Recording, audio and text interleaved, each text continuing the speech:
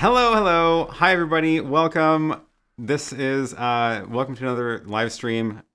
I don't know what's going to happen today. We're going to find out. It's going to be an adventure. I've got some guests joining me very shortly as well. They are lined up. So hello to everybody in the chat. Thanks for joining. I see a bunch of new faces as well, which is always lovely to see. And thanks for all the birthday wishes. And Chris says the jacket is back. Yes, indeed, the jacket is back. So we don't have a plan other than chatting about whatever today. So feel free to drop questions in the chat. And if you do have a question that you want to make sure that I see, make sure that you put it on the screen with a Q before it. And that will filter it out on my screen so I can see it better. And I don't know why because I loaded the wrong tab in OBS. That's why. There we go. Now you get the little Q. Okay. And that's going to filter it on my screen here. So, yeah, thanks. We have a couple of things lined up for today. So I do have, I guess that's not true. I guess I have a little bit of a plan. A little bit of a plan is we're going to chat with John Barker, whose birthday it also is today. And I have PhotoJoseph is going to join me very shortly as well. And then later in about an hour or so, we've got ATEM Tao from who makes MixEffect. He's going to be joining us as well. And later after that, since I am planning on this not being a short stream, unlike normal, later on I am going to make a little announcement about my new shop that I'm launching, as well as I've got a bunch of used gear to sell at a very steep discount. So Did I say PhotoJoseph? I thought I said PhotoJoseph. I can see him laughing at me over here in the multi-view. All right. So let's just jump right in, and let's bring in first John to say hi and say happy birthday to John as well.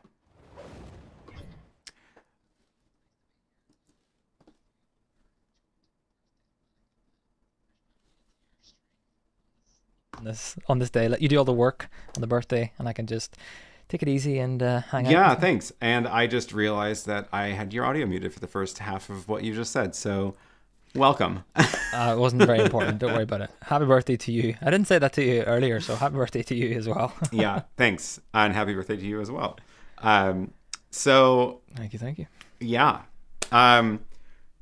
John is joining me live from his studio. He's pushing a feed over to my streaming bridge, which I've got set up here, and we are going to just hang out and chat and see what anybody else in the chat wants to say. So yeah, seeing some birthday wishes to you, John, as well, and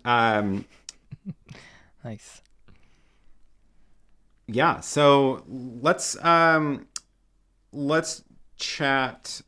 Let's chat quickly about like what have you been up to today since it has been your birthday. You're at the end of your day, and I'm at the beginning. Well, I don't have yeah, exactly. Maybe your birthday will be more eventful than mine, but I haven't done too much, which is kind of the perfect birthday.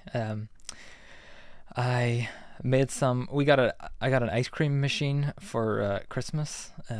It sounds glamorous, but it's a really old one, secondhand, and it didn't come with an instruction manual, so we're kind of freestyling it. So that's what I've mostly achieved today. Nice. And I was doing some development and stuff, so a fun. That sounds like a nice chilled birthday. Thanks, Peter, for the super chat. Thanks. He says thanks for the terrific job you did in 2021. Happy birthday, happy New Year. Thank you, appreciate it.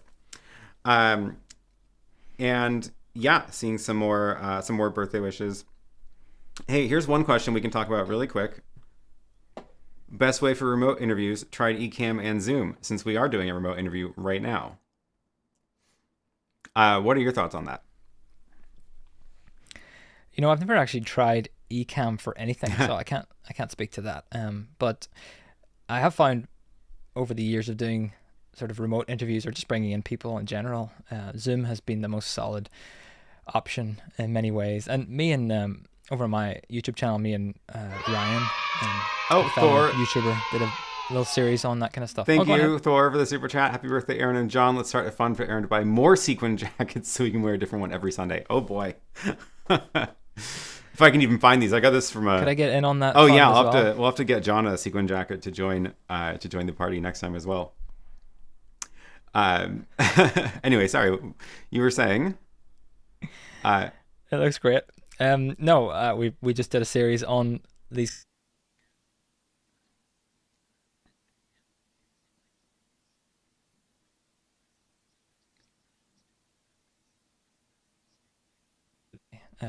It's working well. That was super ironic timing because as you said that, your feed broke up on this end, and some of that got cut out. So what we've got here is John is streaming from his ATEM to my streaming bridge, and that's a very long internet trip for that data. So I saw a couple of seconds of dropout there. The Zoom link, interestingly, was stable that whole time, and I was hearing everything just fine.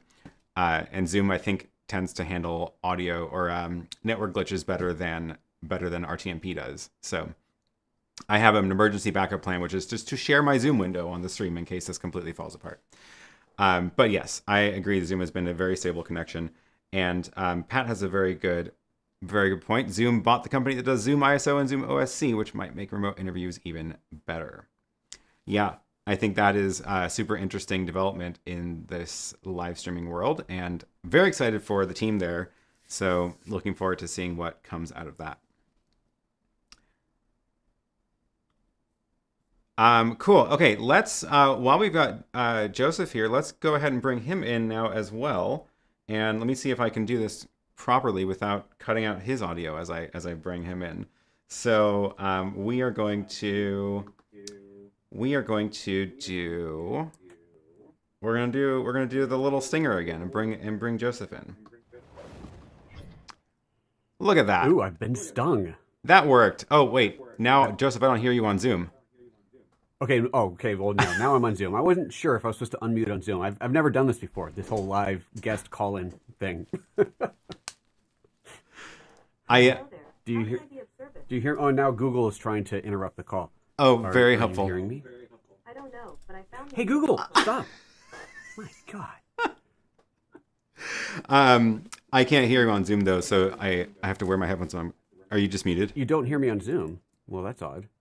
I have successfully unmuted Zoom. Yeah, I can't hear you on John. Zoom either, so I'm Oh yeah, and John doesn't know what. I'm totally confused. Don't say anything to me, PhotoJoseph. Don't say anything to you. Microphone. Huh. Well, How many mute buttons are there? Confused. Very odd, because it is definitely working here. That's the He's in there real somewhere. question. And now is it back? Nope, it's definitely not back. Well, that's a Zoom thing. I thought we were hearing you earlier. You were the Black Magic. Yeah, we Yeah. definitely Yeah, were. Zoom is. I like that I moved space in the square. I was looking the right way before, but now I have to retrain myself to look that way. Yeah. Oh, there we Let me go. try whoops, bringing yeah. the audio in elsewhere. Take some effort. Nope, this is No, it's Zoom. fine. This is Zoom. I'm dropping out of Zoom. This is really funny because they can hear him on the stream, but we can't hear him. Well, while he figures that out, Aaron, I've just noticed on the chat, there's like every once in a while, it seems to be whenever you do your stinger, there's like a little line in the YouTube chat.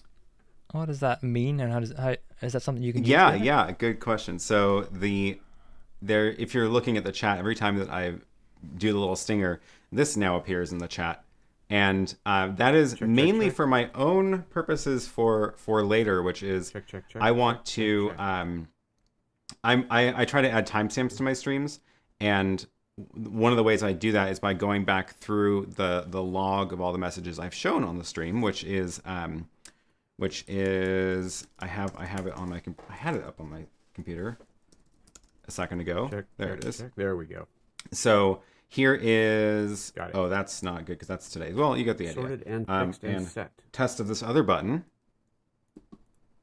Look at that. So this is my log of the chat messages that have been shown on the stream. There's no timestamps yet because the stream is not over, but as soon as the stream is over, these will be filled in with timestamps. And what this does is it gives me a quick way to sort of skim through and see what has happened during what I talked about during the stream. So what I wanted to do was have a quick way for me to add a manual, like I'm changing topics marker into this log. And I realized that I would often do the stinger when I would do that. So I would run the stinger and then change topics and start a new segment. And this way I now have a log of when I press that in the chat. So that is a. There we go. Oh, there we go. There he is. So yeah, that's my new feature I built for myself, and I scrambled to do it literally this morning, which is why the YouTube API tab is open on my screen. So, okay, now we've got Joseph back, and we can hear him. Excellent. That was an ATEM failure. Actually, the USB output of the ATEM was still delivering video, but it decided to stop delivering audio. As soon as I reseated the USB, it came back to life. I actually have had that happen before as well. And it's really awkward when you're like starting a Zoom call and you're like, yeah, I see my audio levels on the ATEM. I can hear myself in my headphone monitor, and then it's just not coming out to Zoom.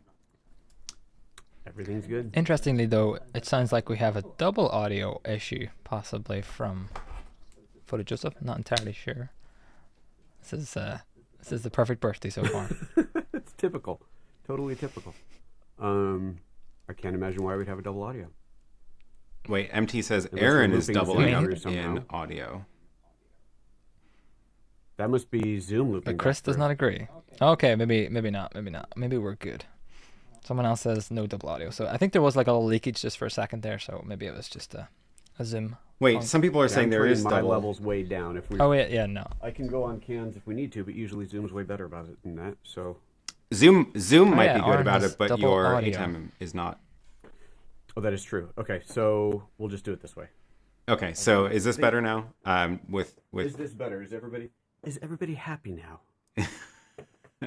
with Joseph on headphones, it could have been that his speakers were sending my audio back out into the room, back into the ATEM, and Zoom will do amazing echo cancellation, incidentally. Right. I think that's the thing, is we get so used to it because Zoom is so good at it that we expect everything to be that good at it, and most apps don't even bother to try. Yeah. Okay, all good. Okay. Better. We're good. Better, yes. Good. Thank you. Okay, wonderful. This is why I just always wear headphones whenever I'm on Zoom, because I just don't trust room speakers to do the right thing. I'll try going to my AirPods so that I don't have these huge things on my head. We'll see. Well, yeah. Cool. All right. I like Bill's comment. I hear you all, about the sequin jacket has left me blind. Yes. Lovely.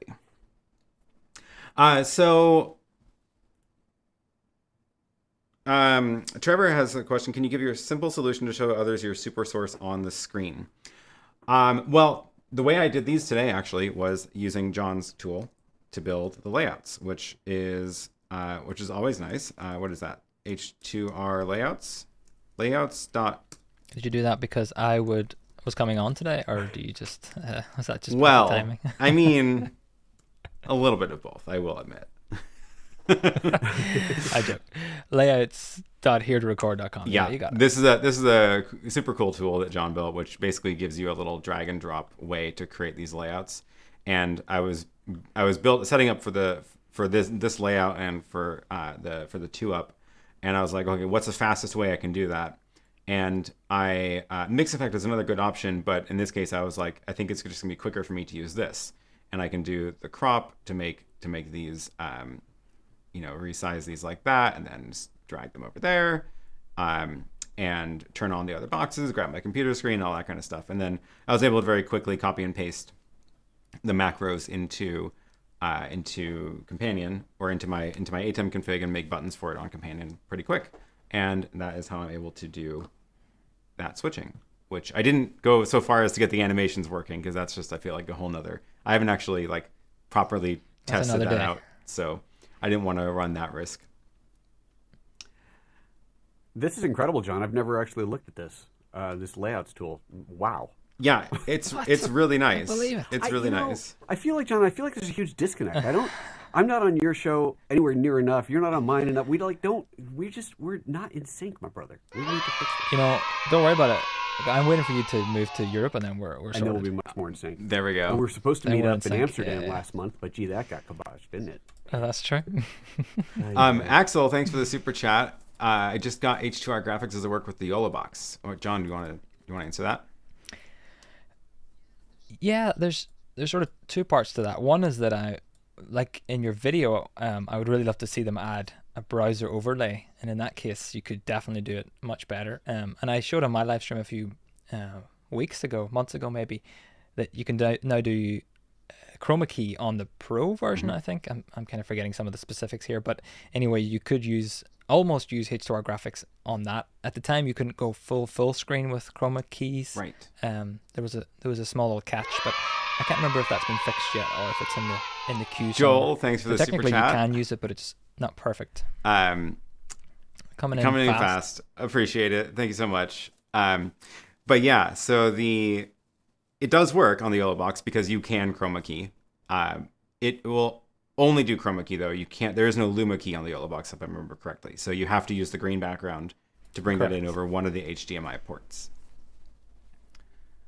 Yeah, exactly. But yeah, as I said in my wishlist video for YoloBox, I would love to have them just build in browser graphic source into the YoloBox, because it is already run. It already has a browser in it, so that would let you bring in a browser overlay with proper transparency in it, and not have to do chroma keying, and it would just be super amazing for exactly that kind of thing. I would love that. And as soon as you start doing that transparency layer, it's so hard to go back to keying, because it's just so clean and so nice. Yeah. That is why I started switching all of my stuff over to that as well, out of the Ultra Studio, which I think I got turned on to that bug by you, Joseph, actually, because you had the Ultra Studio 4K with the dual SDI outs for a while, and you were having pretty good luck with running. Still do, yes. You run most of your graphics into that from which app again? From Mimo Live. Mimo Live, that's right. Yeah, that's been working out really well for me. And that whole system's about to get a bump up, as you know, so we'll talk about that at some point. Yep. Oh, Bailey, thank you for the super chat. Thanks for the hard work you guys do to give us a hand to make our shows better. Wonderful. I appreciate it. Thank you very much. Joseph, let's talk about your new little adventure that you're about to go down. Yeah, let's do that. Before we do, actually, I see Keith Bennett had a question there. He said that the three of us should start a tech highlight for 2021. And it's funny that you bring that up. I like it. So we know that YouTube used to do the YouTube Rewind, right? And then they stopped doing it a few years ago, and I get it, right? It's just too big. YouTube's too big. You can't possibly make it without excluding massive communities, so they just stopped. But of course, the various communities have picked up and started doing their own. Marcus Brownlee does one. Super Saf does one. So I was thinking, as far as I know, there might be a camera one out there, but I want to do a camera one next year for 2022. And I've already got a reminder set up beginning of November to start reaching out. I've been making a list of all the creators, and I only want to invite creators who are my personal friends, people that I know. So I'm not just trying to reach out to, I don't know Marquez personally, so I'm not going to reach out to him, but I'll reach out to the people that I know. But I don't want to make it just camera, but I also don't want to make it too big. Obviously, I want to include you guys. So it's like camera and streaming. So I got to find the right word. It's not camera tech, but what is the right thing to call it so that I can include the camera creators like Gerald Undone and Caleb Pike and so on, and you guys as well, so it all makes sense together. So this is something we got to work on, but I definitely want to do this for 22. I think that'll be an awesome video because those are usually really fun and entertaining. I love it. That's a great idea. Yeah. You guys are on board? You'll join my little show? Absolutely. Yeah, I'm up for it. Awesome. So yeah, let's talk about this next little step. It's your fault, Aaron. Yes. It's your fault. Excellent. So Aaron's got the Blackmagic Matrix switcher. What is it called? Video Hub. Video Hub. The Video Hub. And he has the 20x20. And I'm like, yeah, that's really cool. And he goes, yeah, I should have bought the 40x40. I'm like, but that's more expensive. I don't want to. So I did. It is on its way. It'll be here tomorrow. Fortunately, the cables won't be here until Friday because I have a job to do this week and I don't need the distraction. But I am very excited about the possibilities of this Video Hub. And it's funny because now that I know it's coming, I'm thinking more and more about how it's going to get used and realizing just how insanely awesome this stupid thing is. It's really, really powerful. It's kind of hard to describe, I feel like, until you start actually testing it out and seeing what it can do. But it's a video router, which is not quite the same as like the ATEM Mini, which is mainly about, there's, which button is that? There, he's bringing up the web page for us. It's a video router, so it's different than a switcher, where the switcher might be more about routing, taking multiple inputs and sending it to one feed out. This is about multiple in to multiple out. Show that ports on the back. Yeah, zoom into that. The ports on the back for the 40x40, there's 40 ins and 40 outs, which basically means you can take any of the 40 inputs and send it to any of the 40 outputs, which is kind of amazing and really, really powerful. So like in this room, I don't have quite the right view of it here, but like this is my multi-view that I'm looking at, and this is my computer monitor. Why is the camera, what is happening? I'm moving the camera and it's not changing the image.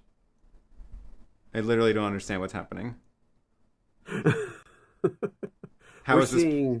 But just how keep is this pointing. Your front wide shot. Just keep What pointing. camera is that? Oh, it's that camera. That's why. Yeah. There we go.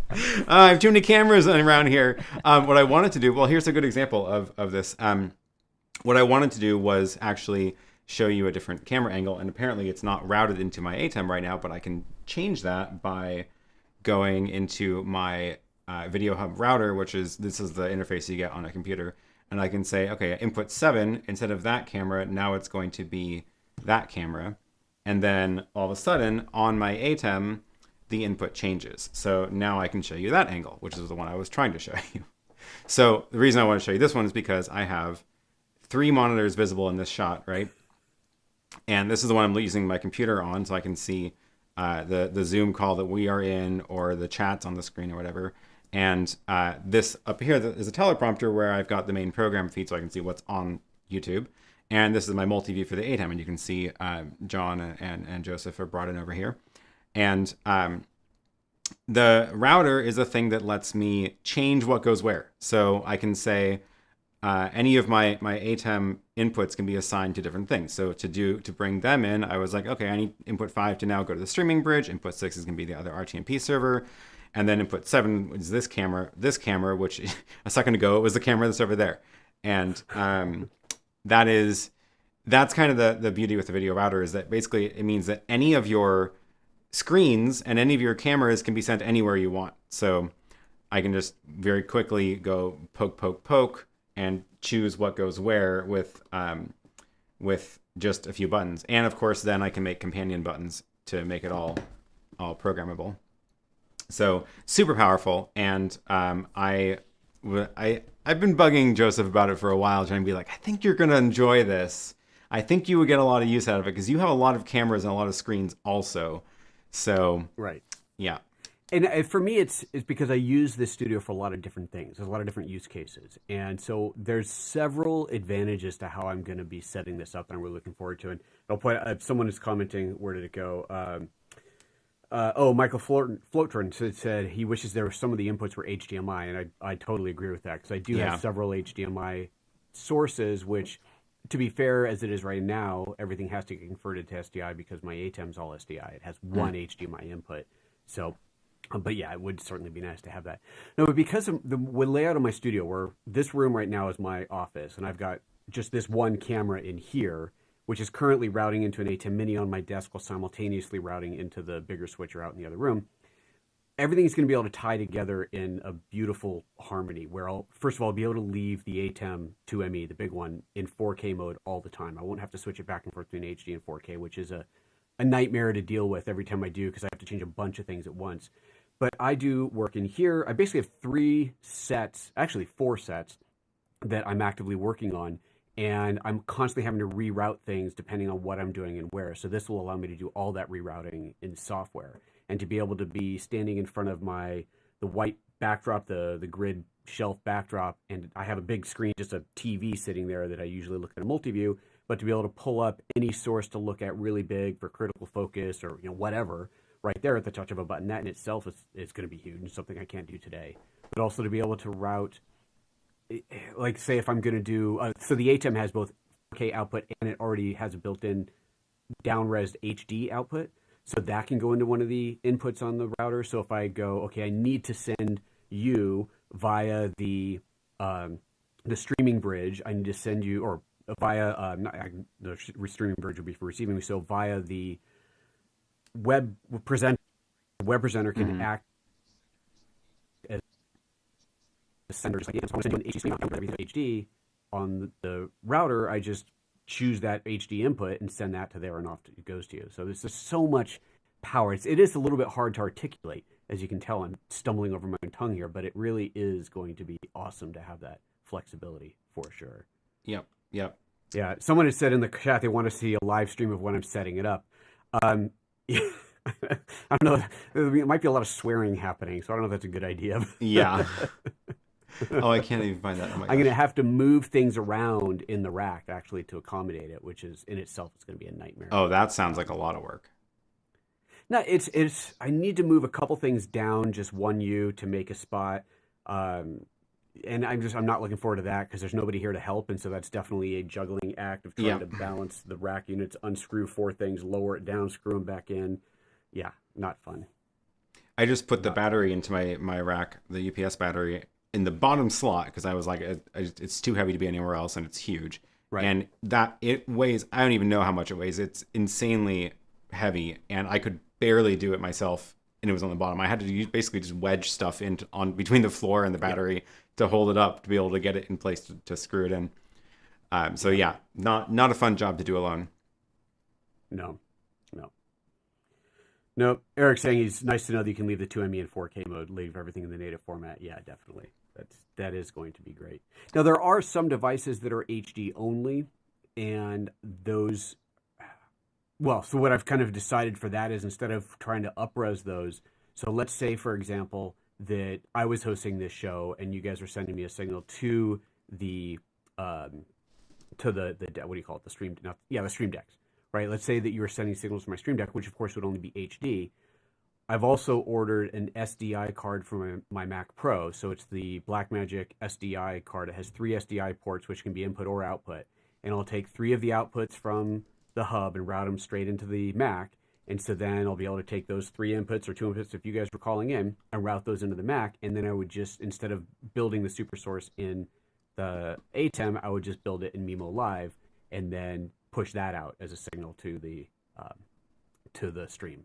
So lots and lots of flexibility here. That is super cool. Awesome. Yeah, I'm jealous that you have the 40 now because I've definitely filled up my 20 already.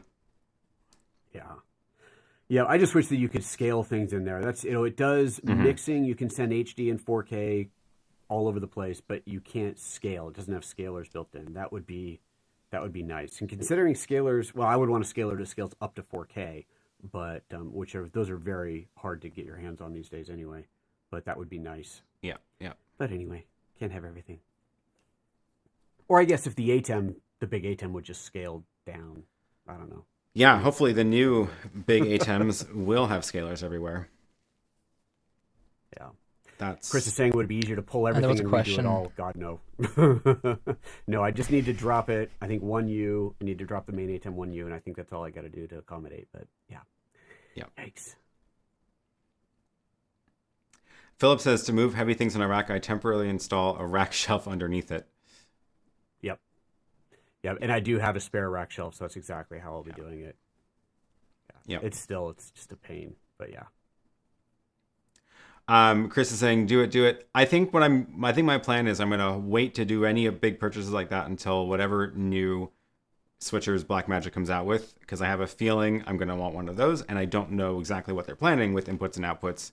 So I think that would maybe influence whatever other sort of accessories I get around it. So I'm just gonna hold off, and hopefully it's soon. Yeah, and one of the questions earlier, which kind of goes back to what you were saying there, was from Carl. He said, does audio follow video on the 40x40? And in this case it does, but the problem with the ATEM line and stuff is that the auxes are kind of auxes, but they always send program audio through them. So one of the good things about the video hubs in this case is that whatever audio goes in comes back out again, and there's no sense of like a program audio that gets sent out. Right. It is really like moving a cable from one thing to another. Exactly. TVJ says, I work at a TV station and we have a 128 by 96 video router. That sounds delightful. I love it. That is substantial. Yeah. I've also been thinking about what other screens I could add around here, and maybe reconfiguring how I'm doing this, how I have everything set up. Maybe consolidate down to one set instead of having the 2 sets, because then I could put more. It would free up some of my inputs on the Matrix actually, but I could also have more screens available. I have a lot of screens here right now, but I'm just imagining, the TV studio, like really large grid of multi views on the wall, and it'd be a lot of fun. So. I can dream. Someone's asking about how we route audio. How do you route audio? Where did that go? This one? I just saw it. I use Broadcast Studio video and audio routers. How do you deal with routing your audio? So yeah, do you have any thoughts? Well, I was just going to say, and I know you have now the same thing. I've got that Behringer XR16, so it's an audio. What do you call it? Audio mixer? Audio? It's not a router. I think it's just but it's kind of like a router. Yeah, it is kind of like a router, but I think it's just a mixer. It's a big audio interface. Yeah. So my current setup doesn't require very much complexity for audio, because it's either this microphone that I'm on right here, which is a shotgun mic, or I'm on a lav, and that's basically it. And so that's pretty simple, but I used to use that router a lot more. I had a lot more audio inputs, computer inputs going into it, and so on. Mm-hmm. But the point is that the audio is routed basically separately. It's going XLR into the big ATEM, And so that audio is always live on there. I'm not doing any kind of audio follows video or whatever. So with any of my switches, if I want to switch to camera 16 and have audio change along with it, I would just build a preset that changes all that audio as well at the same time. And the XR16 is controllable via Companion, just like the ATEM is, which is fantastic. Super, super useful. Yeah, I've started using it. My audio for the show is relatively simple as well, because it's mostly just the two microphones I switch between. But I have started using it to route audio in the room and through my computer as well. So it's not quite dialed in yet. Like, for example, what I would love people to do is for this Zoom call, send everything that's going to the program except my voice back into the Zoom call so that they can hear the sound effects and other things like that, I guess, except for everybody else's audio. So just really the sound effects and the sort of accessory audio back into Zoom. Right. They're hearing me off of the AirPods right now. I don't even have them hearing my real microphone. So in order to do that, I have to get my sound effects routed through that, which they're not yet. My sound effects are still being mixed in the ATEM. So I need to move more and more of the audio mixing into the actual proper audio mixer so I can do real routing of that. And then, like, I did finally get speakers set up in the room so that the speakers that are up on the shelf up there are the sound effects, so I can actually so I can hear that in the room instead of relying on the visual cue of the sounds. Audio is hard. Audio, it's harder yeah. than video. I agree. Yeah. I like this comment from Michael. I made a mistake coming here. Now I have many B&H and Amazon tabs open. Welcome to our lives. Yeah. Cool. So Zoom is going to kick me off in a second. I have 1 minute left in this Zoom call because I am not on a paid account. So we should. I can restart the meeting and have them join again because we still have a good chunk of time before they have to leave. But if you pass the host to someone with a paid account, it might. Would that Let's help? find out. Are you a paid Oh, account? yeah. Pass it to me. Oh, Joseph has a paid account. Yeah. All right. Let's both find of us, out. I guess. Make host.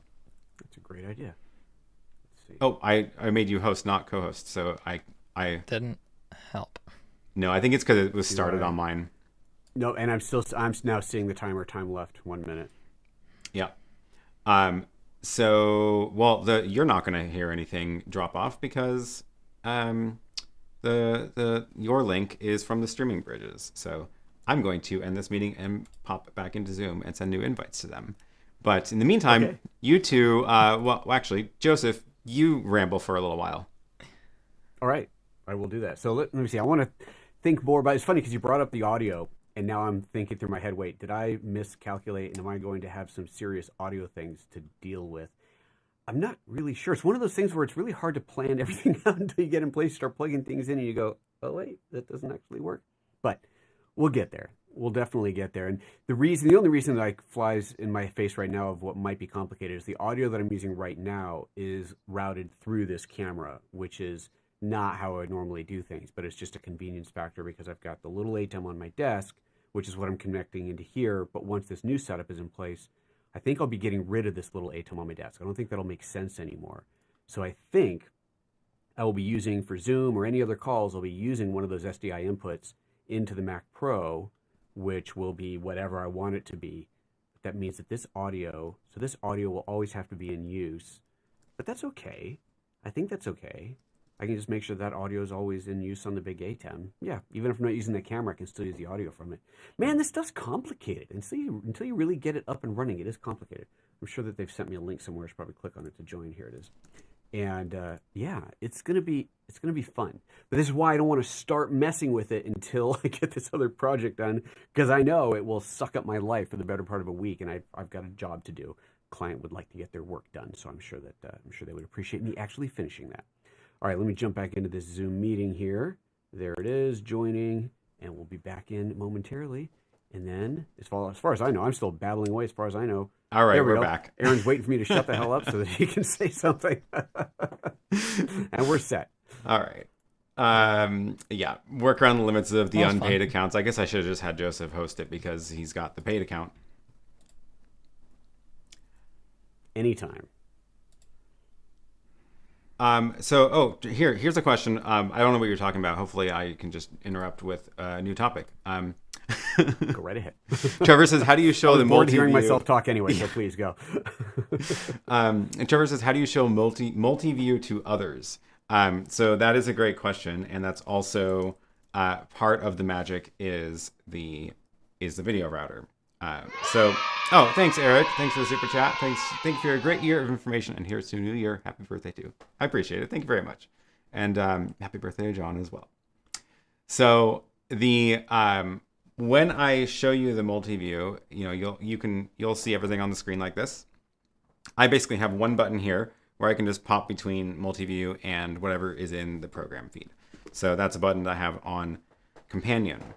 And what's happening is because of the way that I have my ATEMs laid out, let me switch over to this one so I can show you the screen and then pop back here.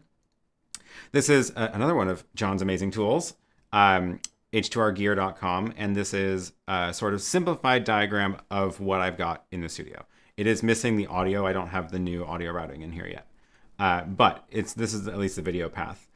The main thing to remember here is that my show is all being mixed in the extreme, which is this multi-view. But notice that it says, or I guess that's the recording status. But let me go change my multi-view to show you the streaming status, because it is not streaming. This one is not the one that's streaming. The video coming out of this is coming out of the HDMI port and going into a different ATEM. And this is my old ATEM Television Studio HD, which I used for gigs a long time ago, and it was kind of just sitting in the shelf, and it was feeling left out, and I wanted to give it a job. So it now has the HDMI out from my main extreme, which is all of these. That's going into the television studio, and the only other things in that are the SDI for the chat graphics and the SDI for the Hyperdeck. And this is what you're seeing on the stream. So you're seeing the HDMI or the SDI out going into the web presenter, which is what's pushing to YouTube. So the way that I can show you the multi-view is because what you're seeing, this video that you're seeing, is actually the HDMI out of the ATEM, not the stream out of the ATEM. So I can just change what goes out of that ATEM, and there's a little the little output here. You can say output 2 is whatever you want. Right now it's set to program, and if I change it to multi-view, then suddenly you'll see that. So I have a companion button set up to switch between those two. It tells the ATEM what to stream out the HDMI or to send out the HDMI. And that way I can very quickly show you the multi-view and pop back and forth. And that's something that I said this is simplified because this is not actually connected to that directly. Most of these connections are actually sent through the video router, the video hub. So the output actually goes into the video hub, one of the inputs, which I send back out through the video hub into one there, so that I can also send this elsewhere. Because, for example, I want it on my teleprompter. Or actually, I think I have the teleprompter sending out of that one. But like, I can show you, or I have that's what it is. I have the HDMI out, the other one sent out to this screen here. So why is that not in focus? My multi-view, I can send a copy here, I can send a copy to that other monitor, et cetera, and that's, again, the beauty of the video hub. So this is going into the hub, it sends it back out into here, and then I can just reassign things on the fly super easily. Kind of intense, but it does mean, the reason I'm doing it is because mostly on this show, I'm talking about video production, so I want to be able to show you the multi-view because we need to talk about what's on the screen and what we're seeing and all that kind of stuff. So most shows wouldn't need that, obviously. But it is very handy for this.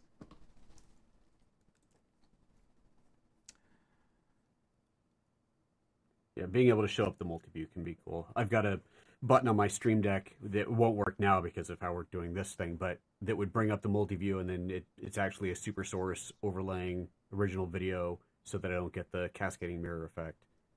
Yeah. One button. Yeah. Yep. Same thing if I pull in the feed from the web presenter, if I want to show that streaming status. Right. It's actually what the audience actually sees is a SuperSource build out, so you don't get the cascading infinite mirror effect. That's clever. So you just kind of like cover up the video where the video shows up on that with a camera. Exactly. That's clever. With whatever is the current program out. Oh no, that's not right. No, which would ever be my camera. I remember how it's set up. It works. I set it up a while ago and it works. I'm like, I push the button, it comes up. Yes. That's very clever. 3D Print Creator says, I was late, so maybe you covered it. How do you get the 3 view in one stream with audio and video in sync? The secret is that the audio and video are not in sync, and it mostly doesn't matter. So I'll show you the multi-view again. You can see John coming in on the streaming bridge, Joseph coming in over that RTMP server, which is the Magewell device, and I'm getting full video feeds from their studios. And one thing that's interesting to note is the sync. So if I show you my computer screen here, and then Joseph, if you go and move around or clap or something, watch how much he is in sync between what I see in Zoom and the RTMP feed. And now, John, you do that. And oh wait, you're gonna send me video. Send me video for a second in Zoom, and then we can pin John, and you can see the difference there. So look at John in my computer compared to John's streaming bridge feed, and that's because he's coming from a much, much farther distance. And quite a difference. So John is, what you're seeing on the stream is actually delayed compared to real time and compared to what I'm hearing in Zoom.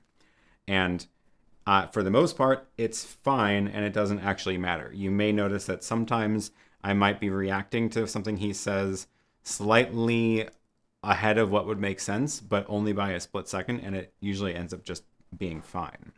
What I do think is fascinating, though, is how little delay there is in Joseph's stream, though. Because that was almost a lot closer. You're a lot physically closer, a lot less internet hops to get here, but it's impressive, even though it's RTMP. And that's not even a streaming bridge you're streaming to. You're streaming to my Magewell ProConvert.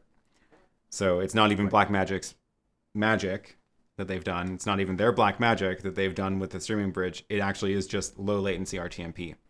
So, and we have found in our test that the SRT is the best. And we did a video we did a show a while ago with the Pearl Nanos, and we were all streaming SRT, and that was good. That was really impressive. It was really impressive for sure. Yeah, I think we were getting more consistent timings between everybody when we were all coming in via SRT. Yes, I think so. If I remember correctly. Yeah. Yep. PDKH is asking if I'm going to create a shortage of SDMI and HDMI converters when I sell the 40x40. The good news is I already have, hopefully, all the converters I need. I really don't want to have to go out and buy a bunch more because the 4K ones are expensive. Although I just got, actually I shouldn't even say that, the brand new, where's the actual product? It's sitting around somewhere. I got the box here. This new 12G, it's got a sticker over it, the 12G bidirectional converter. Come on, get this. The sticker's totally permanently on there, but anyway, there's the box. I don't have a light on up here, so you can't really see it. But anyway, the new little converter. Oh, that's right, it's already installed. This is pretty slick. I wish someone would bring up a picture of this thing. The bidirectional SDI HDMI microconverter, and I think, and this is the 12G model. I think it was $150, and so this will allow 12G is 4K 60. I'm doing 4K 30, so I only need 6G, but that's what this one is. This one's 12G. So this allows you to convert HDMI to SDI or SDI to HDMI. But the reason that I got this, what's really cool about it, is if you feed in... Actually, here, scroll back up to that photo that had the setup. Okay, so on that setup there, that's got... Actually, that setup is... That's not the bidirectional. Oh, that's not the bidirectional. Okay. So... This one's the bidirectional. What I'm doing is I'm feeding HDMI in and then SDI out. So that's the HDMI to SDI conversion. But as long as I don't plug an SDI in, then the HDMI out becomes a loop through, which is the only product that I've found that actually has a pass-through HDMI. If you buy an SDI to HDMI converter, most of those will have a pass-through for the SDI. But HDMI to SDI converters don't. They don't have a pass-through in HDMI. They'll just have two SDI outputs. So what this allows me to do is bring in HDMI, bring out HDMI and SDI, which is what I needed for my setup here. Yep. So it's an awesome little product, and it just came out, so it was perfect timing when I needed it. I actually emailed Blackmagic. I go, I'm trying to figure out a solution to this. What can I use? And they go, well, how about this new thing? I'm like, oh, perfect, thank you. And you got the one that supports 4K, right? So your HDMI out is also 4K. Right. This is the 12G. Right. The Yeah. 12G model. So 12G is up to 4K 60, and there it everything is. else in my studio is 6G based, 4K 30, and that's what I'm normally doing is 4K 30. So yeah. There it is. Yeah, That's I actually awesome. have one of these, not the 12G ones. I have one of the 3G ones. Well, I have a whole stack of them, but I have one set up that way for my computer monitor. So my Mac HDMI goes into this, and then the HDMI goes straight to the monitor, and then the other one goes into my hub. So what I'm seeing on the monitor, because I always want my main computer monitor to be the computer monitor, I never change that first monitor. So that one is then the not switched super low latency display out of my computer, but I can also send my computer screen to, for example, this window in the SuperSource. So it's super, super handy. Although you're going to discover very quickly as you start plugging more of these into your matrix, how annoying it is that they auto switch. Because if one of the inputs, if the signal cuts out, like if you turn off a camera or your computer screen goes to sleep, then it switches modes into copy whatever is on the SDI in back to the SDI out, and now you're looking at something totally different in that output, or potentially a huge feedback loop if you've got audio turned on. So keep that in mind as you're setting it up. Good to know. And also write to Blackmagic and ask them to add a mode switch control into it. Manual control, like the Decimator ones have, because they absolutely should support locking into bidirectional mode where it will never mirror, or lock it into mirroring mode where it will never switch into bidirectional. And that way you can't accidentally cause some issues. Got it. Okay. I'm writing that email right now. Excellent.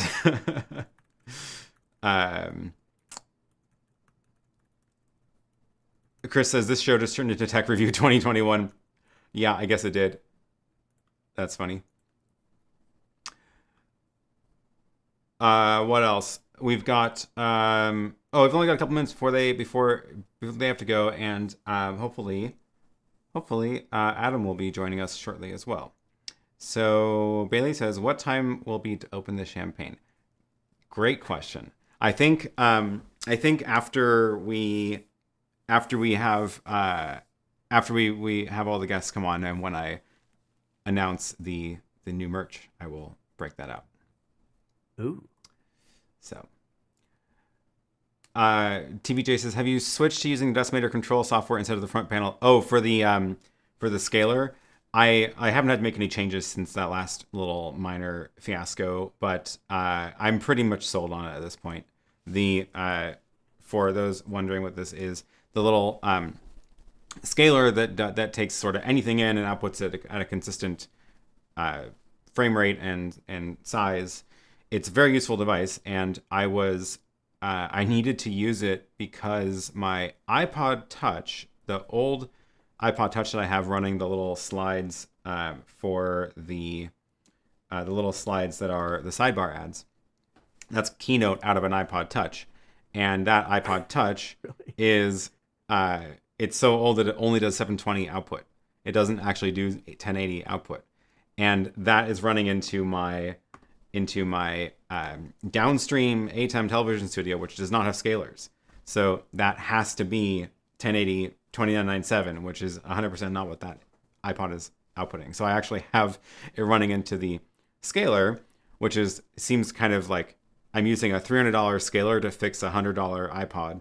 So maybe like not the best choice of tech there, but I had them both already. So yeah, and then I was on the little, it has a little screen on the front, tiny little LCD display and some buttons that are super awkward menu to use. And there was a setting that I didn't realize was in it, which was like, I don't even remember what it was. And I was like, why can't I see the signal? And it's because what I should have been doing was using the desktop app, which has all the same settings, but in like a thing where you can actually sort of see them all at once and not have to scroll one by one. Imagine that each of these lines were on a 2-line LCD display and you had to navigate it like that. So I am pretty much sold on this method of controlling this device, even if it does mean I have to plug it in via USB in order to change the settings. But next time I have to go and figure that out, that is going to be my plan. Yeah. Yeah, I've got one of those that I've had for many, many years, and I just fired up the software on mine to see if I even have mine connected to my computer, and I don't. But once it was configured, it has a very specific purpose, and it just does it, and that's it. I never had to touch it again. But yeah, they're actually really great devices, those decimators. Yeah. Yeah, everybody loves them, and I had a similar issue before, which was the pre-ATEM Mini ATEMs. The question being, how do I get a GoPro into my ATEM television studio? And the answer usually is a device that's just as expensive as the GoPro, so probably stick with a different camera. Right. But they're so good, those devices. I feel like that's my answer to a lot of things about the GoPro is how do I do X with the GoPro? And the answer is it takes a lot of extra hardware to do that, and you probably just should find another solution because GoPros are not really meant to be studio cameras. So yeah, definitely. Yeah, definitely. So, Chris W. is asking on here, we had a conversation on Twitter, and I think it'd be fun to just kind of follow up on this. And then I do have to get going, unfortunately. But he asked if I got my SDI cabling figured out. So I had started a conversation on Twitter about making SDI cables. Or actually, it was more about initially just determining whether a cable was it 3G, 6G, or 12G, and how do you figure it out? And there doesn't seem to be a testing device where you can just test it and see what it's capable of. But the reason I was asking is because I need to run initially 20 short cable runs from the 40x40 into the ATEM 2ME. Because what I'm going to do is take 20 of those 40 outputs and just route them straight into, or other way around, all 20 of the outputs from the ATEM, run them straight into 20 inputs on the switcher. Mm-hmm. And so I need 20 short SDI cables. And you can find SDI cables on Amazon for they're like $7 or $8 a piece that are just 2 foot long, but they're advertised, looking at different ones, they're either advertised as 3G, which is only HD, or they're advertised as 3G and do 4K, and you're like, well, hold on, you didn't say 6G, you just said 3G, or other ones will say they're 6G, but then they only list HD as their capability. You're like, well, which is it? And Alex Lindsay was finally the one who said that for short distances, it really doesn't matter. And that was something that I learned I was not aware of. And someone else even said, yeah, you can just run a bare wire at 2 to 3 feet and it'll be fine. So I guess the cabling internally, I need to learn more about this, but I guess the cabling internally isn't really that different. It's more about shielding or maybe quality of cable. I don't know, but for longer distances, but for that short run, it doesn't matter. So I actually already had one of these from another brand, one of these short cables. So I plugged that in and sure enough, I got my 4K 30 through it, no problem. So I've ordered a bunch of these. Like I said, I ordered 25 of them. So I got these stupid little cables coming so I can set it all up. And hopefully that'll be enough. And then for longer cables, I have a lot. I usually order through Blue Jeans, bluejeanscables.com. They're awesome. Do custom cables, whatever length you want, bunch of different colors, whatever connector you want. This highly, highly recommend that company. Excellent products. And it's nice to have different colored SDI cables all over the place. Makes finding the other end much easier. Sure. But I would love to make my own. And I had asked Blue Jeans about it once, and they said, yeah, you don't want to do that. You will literally damage your arm trying to do it because the compressions required is so strong, and that they use a pneumatic press to do it. But then, yeah, John's shaking his head, and then Chris W. had said the same thing on Twitter. No way. No, you can do it. So I might end up getting some of the parts. That's what I would say if I wanted you to keep buying my cables. Right, exactly. So I haven't ordered kits yet. It's once I figured out that I could use these short pre-made cables, which obviously I'd rather do. So I've got those, but I will likely end up ordering the hardware needed at a 100-foot or 500-foot spool of SDI because you always need a new cable. Like I make my own Ethernet now, and it's fantastic to be able to do it. I hate doing it, but at least I can do it, and I can get whatever length I want. So yeah, I got to do the same for SDI. And SDI is much easier than Ethernet, that's for sure. Right. It's a pleasure. Right, I was looking at the videos on how to do it. I'm like, this doesn't look hard. What the heck? So, yeah. No, it's really easy.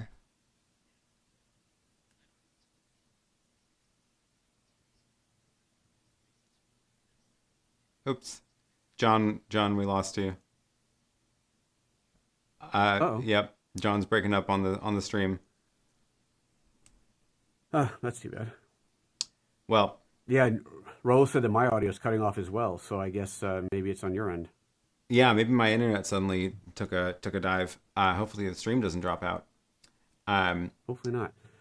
But I'm going to free up some of your bandwidth because I've got to go. Yeah. It is lunchtime here, and the family's waiting for me to come home and start making. We're doing burgers today. Doing smash burgers at home, so it's time to get home and start cooking. All right. Well, thanks for joining, and I'm going to drop Joseph's link in the chat here. So go subscribe to him, and we will see you later. Thanks. Take care, my friend. Happy New Year if I don't talk to you again. John, Yeah. happy birthday to you. And Thanks. obviously, Aaron, happy birthday to you guys as well. And Thank you we'll so see you much. soon. Thanks. Bye. Bye bye. All right. Well, cool. Hopefully, John, your link stays up. Although you have to run soon, too, if I remember correctly. Yeah, I'll probably head in a few minutes, so we're getting there. Great. Well, let me bring Adam in then, and we will say hi to Adam, and then you can head out, John. How about that? Sounds perfect. Great. All right. So always these basic problems we have to deal with. Bandwidth. That's kind of what we're all relying on right now. So I need to switch over my stream key to pull from Adam's. And once he starts streaming, and he'll show up in place of Joseph. Are you streaming, Adam? All right, I'm not seeing it yet. Did I give you the right stream key is the question.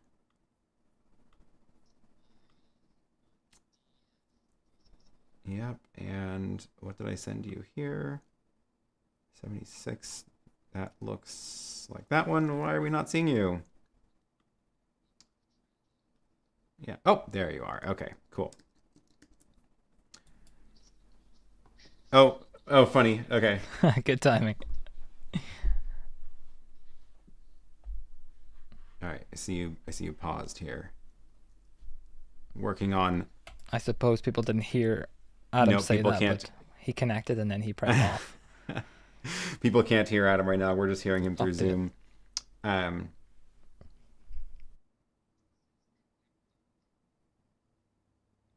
Oh, funny. Why is this one not working? Okay, I have another plan, which is,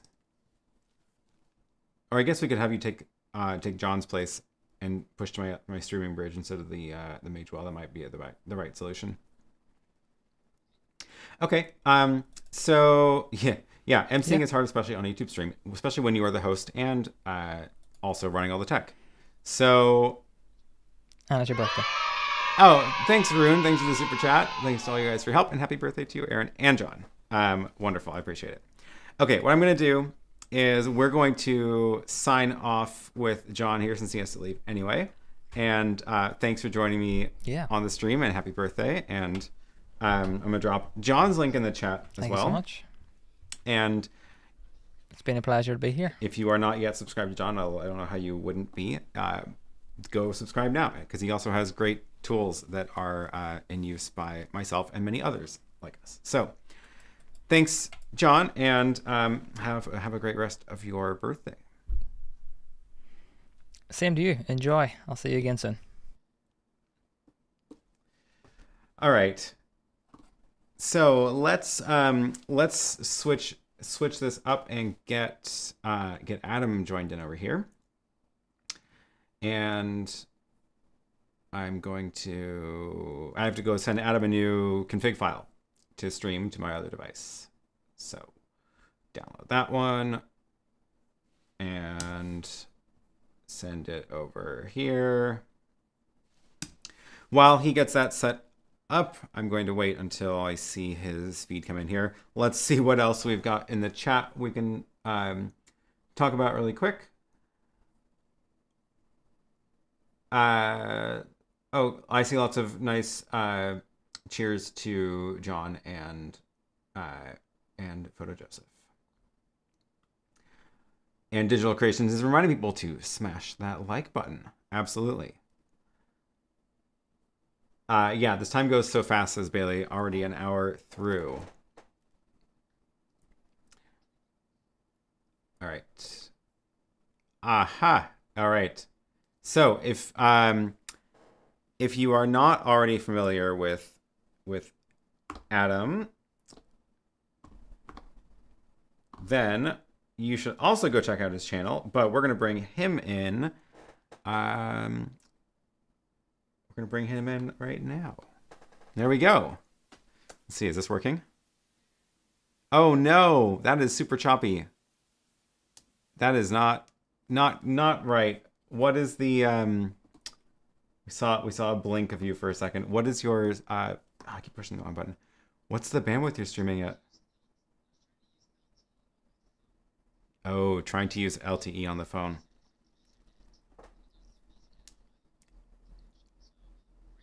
All right, he's gonna reconfigure his network connection.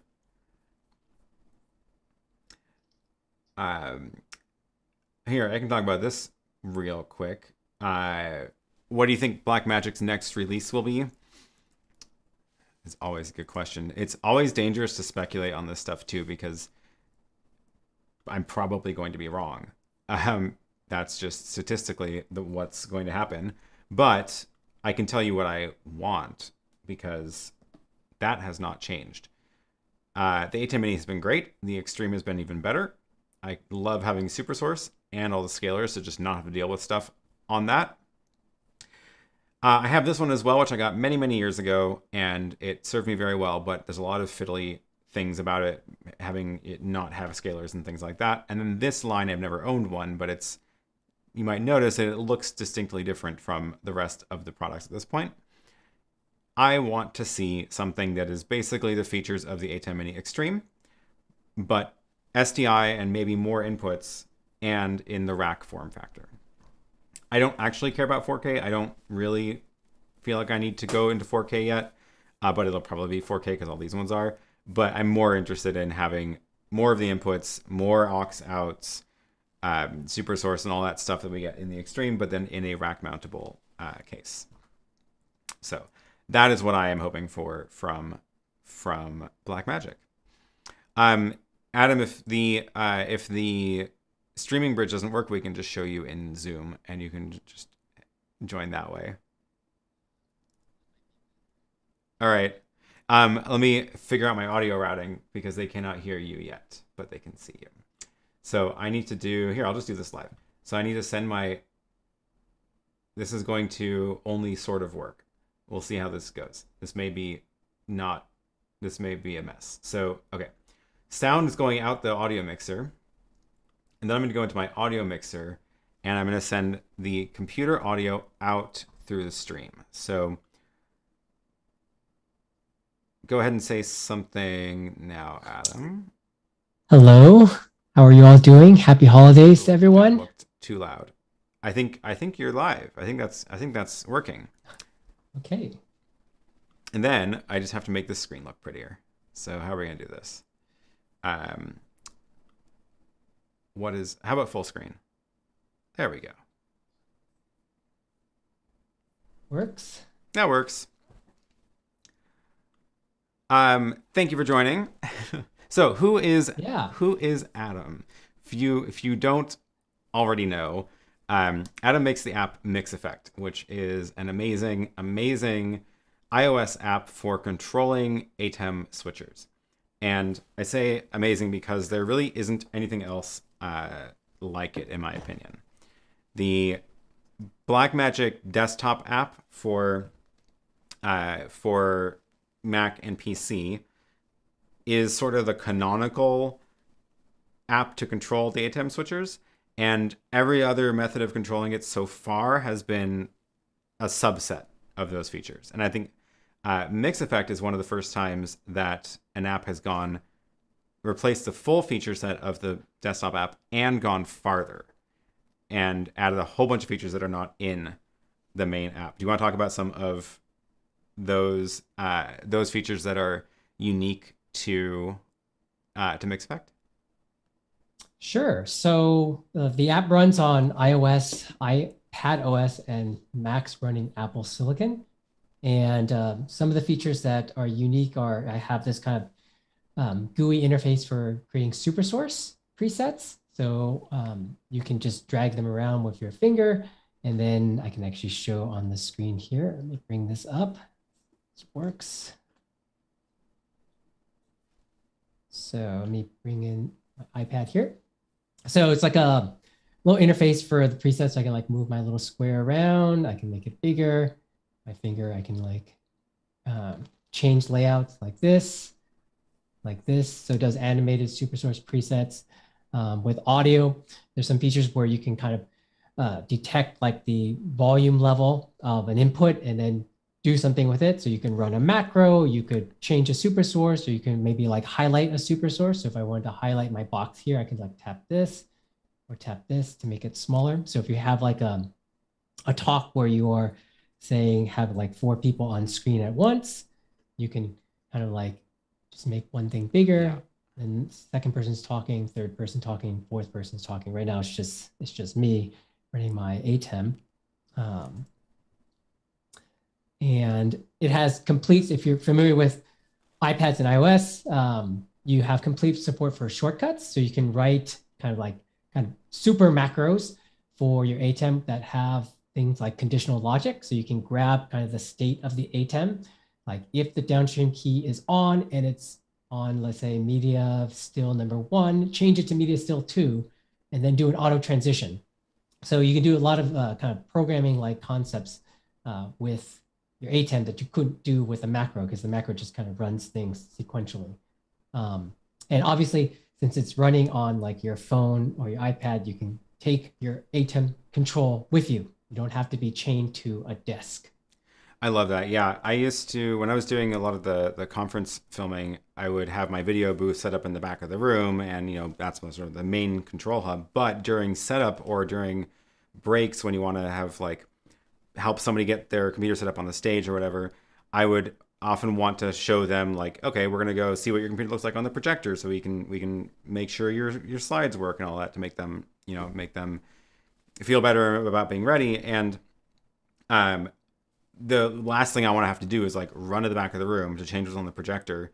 So I loved having a wireless control surface on my phone or iPad to be able to choose what output is sent to the projector really quick. And MixEffect is now a fantastic way to do that with just grab your iPad off the desk. It's wireless. It's already connected to your video hub in the back, and you can control the whole thing from that wherever you are. So you don't have to be just tied down. Yeah, it's great. Right, and another feature that I didn't mention before was a lot of people are using MixEffect as like a server. So it has complete support for OSC, and so you can control it using Companion and a Stream Deck. So there's like you can use it using just the straight on OSC commands, and we've also created a Companion module, a native module that has like menus and stuff when you choose the commands. And that's another way you can control MixEffect, is like completely just from the Stream Deck. So Stream Deck talks to MixEffect, MixEffect talks to the ATEM. And that's how you can also control your video productions. That is a super cool feature as well. That's actually now, I'm working on setting that up more permanently in my studio here. So, because there's actually some features you've added as OSC commands that aren't available in the Companion module. And for example, renaming inputs on your ATEM. It's not something that the Companion module can even do. So what I want to be able to do is, I want to be able to have a button that says like reconfigure my studio into the mode for recording a video, where I have different inputs and outputs already as part of that button of like my teleprompter shows something different, et cetera, et cetera. But I also want my multi-view to change, because I want my multi-view to show me like a bigger, one of the big squares should be one of the, like my computer screen or something, or I want I send different sources into the ATEM, and I want the names to be correct on the screen. So that is quickly finding a permanent home on an iPad. Although I might actually move it to an iPod just so that it's taking up less physical space around here. And it's really just going to be that sort of brains of that server now. And then hopefully I get to play with some of the SuperSource animations too, because that'd be really cool. Yeah, one thing to keep in mind if you have a separate device that's running your kind of your Stream Deck Companion is that when you choose the SuperSource preset it changes the SuperSource preset on the device that you are controlling MixEffect from. So if you're looking also at MixEffect like on another device, if you have like an iPad in front of you, it won't, you'll see the SuperSource change in the preview, but it won't be like set because that iPad doesn't know what the other iPod did. Right. So that's something I'm trying to figure out how to do to get state to transfer between different copies of MixEffect talking to the same ATEM. Right, because normally the ATEM handles this fine itself because the ATEM maintains state and all the clients get pushed that state. But what you're saying is with MixEffect, you haven't quite done that sort of multi-client syncing of the state that MixEffect is managing, right? That's correct, because MixEffect can connect to multiple ATEMs. So you could have like an iPad, and again, I can bring up my my screen here. I pull this up. Say, let's choose this one. So I could have MixEffect running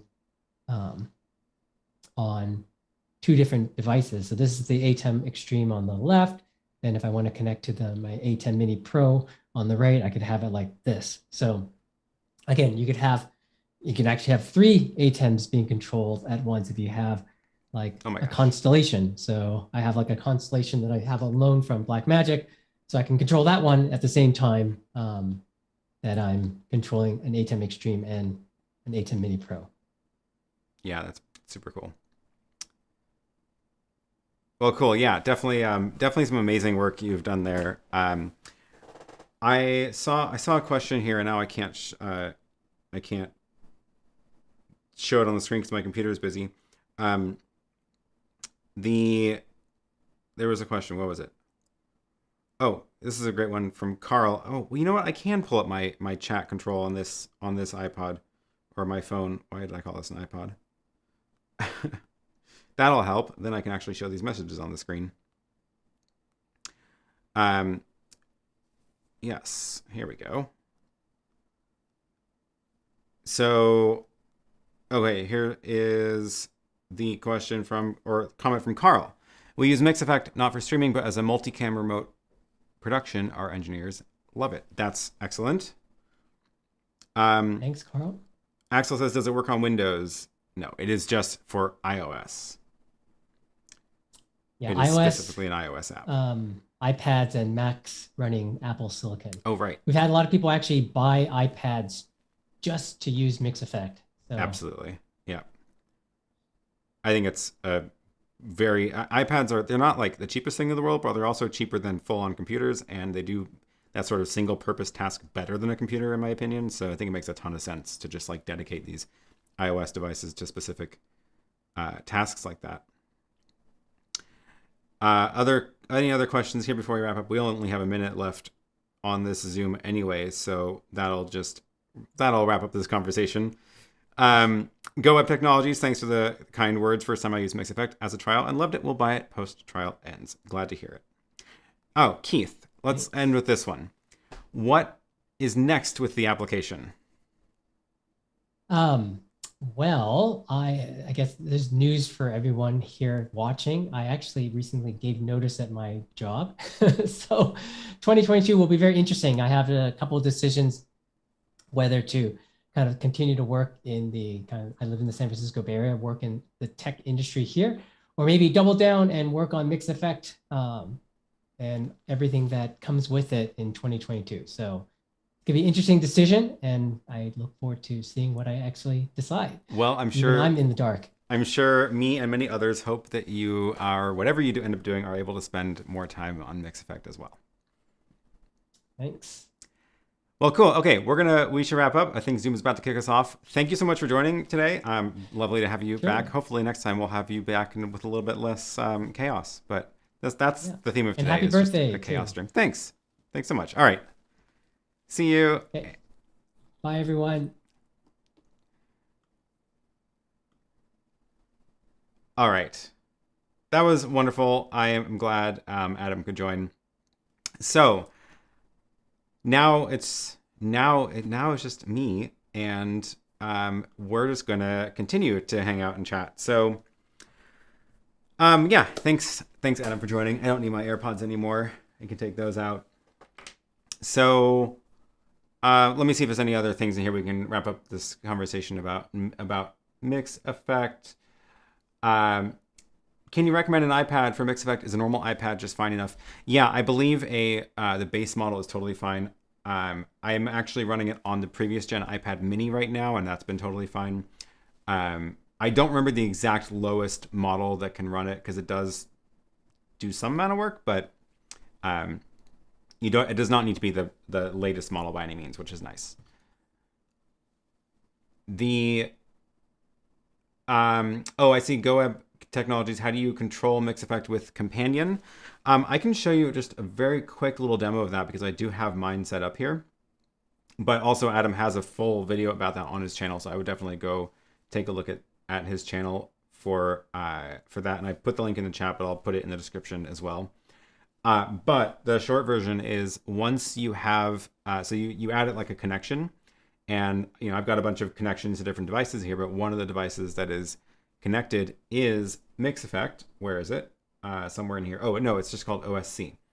So I'm not using the built-in companion module. I'm just using OSC right now. So I have it connected here and it's set to the IP address of my iPad. And there's a little bit of setup you have to do in MixEffect to like turn on OSC. And I don't remember exactly the steps, but I was able to just watch Adam's tutorials and find it really easily. Anyway, once you've got it here, it's called MixEffect Extreme because I have it it's connected to my Extreme. And then I can go make buttons for it. So for example, I can make a button here that says like, let's just call it MixEffect Test. And you would add a new action. And in this case, it's going to be an OSC or MixEffect. Yeah. It's called MixEffect. So I have to type in the MixEffect to my search. And then you can say send a message.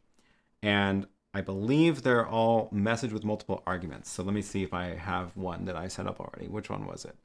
It was in my scenes, which is page 28, route for local streaming. So this is what I was talking about, where I have these sort of presets for the space, the whole space, and what gets sent to my inputs and outputs of the ATEM. So it mostly does a bunch of video hub routing of like changing what inputs go into the ATEM. But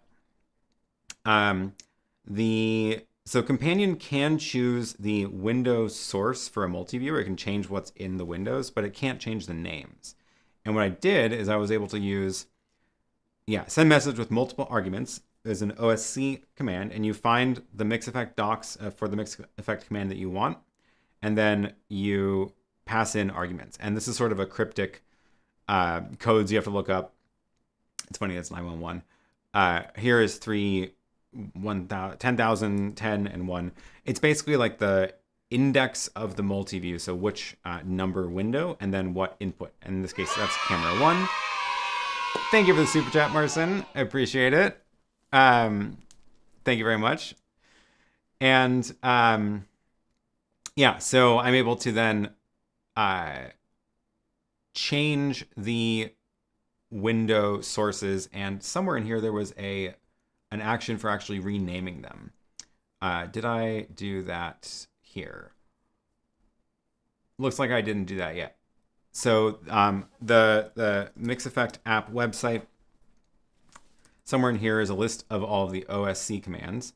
And this is the trick, is you have to go here and then read this doc. And notice how long this page is, because it can do so much. So I can search for multi-view and jump to the set the multi-view window. And this is where you can start messing with your multi-view sources. So there's a ton of stuff in here. And a lot of this is repeating like ATEM commands that the ATEM control can do, but a lot of this stuff is then also controlling MixEffect itself, which is what you can't do with just the ATEM. So here's like all the SuperSource animations that are not part of the main ATEM control. So a lot of stuff you can do. Basically, the way you do it is you look up your command here, and then copy this, see if it has any arguments or not, and then paste it into your OSC. Here it is, OSC command. That was a very discombobulated tutorial. Adam has a better tutorial on his YouTube channel, which I can drop in the chat really quick because I've got a button for it. So that is that's the answer. Speaking of buttons, that is one of the things I just did before this stream. Was I wanted to be able to very quickly put things in the chat. For example, when I do a stinger, it drops that line in the chat, but I also can now just type in messages. So I have a page on my companion config now called chat, and I have buttons here where I can just say, I can send a command to my own software, which is send this text into the chat, and it'll just use the YouTube API to post it into the chat. And my plan with that is to be able to more quickly be able to do things like drop in people's channels or drop in links to products or things like that. Yep. Okay. So, oh, and great. Adam is in the chat now answering questions. Lovely. Okay. So we're going to total change of topics now. We are going to crack open this bottle of champagne, and I'm going to drop you a link to my new store. So I have been setting up a new website for a couple of things. I have a couple of things that I sell, right? The ATEM Mini stands. I've got the stress test video clips. I've got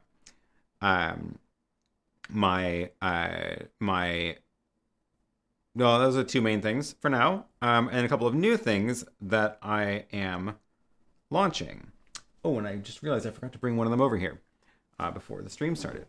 So the plan is I'm consolidating all this onto a new website, shop.aaronpk.tv, and this is where you're going to find all sorts of fun new things.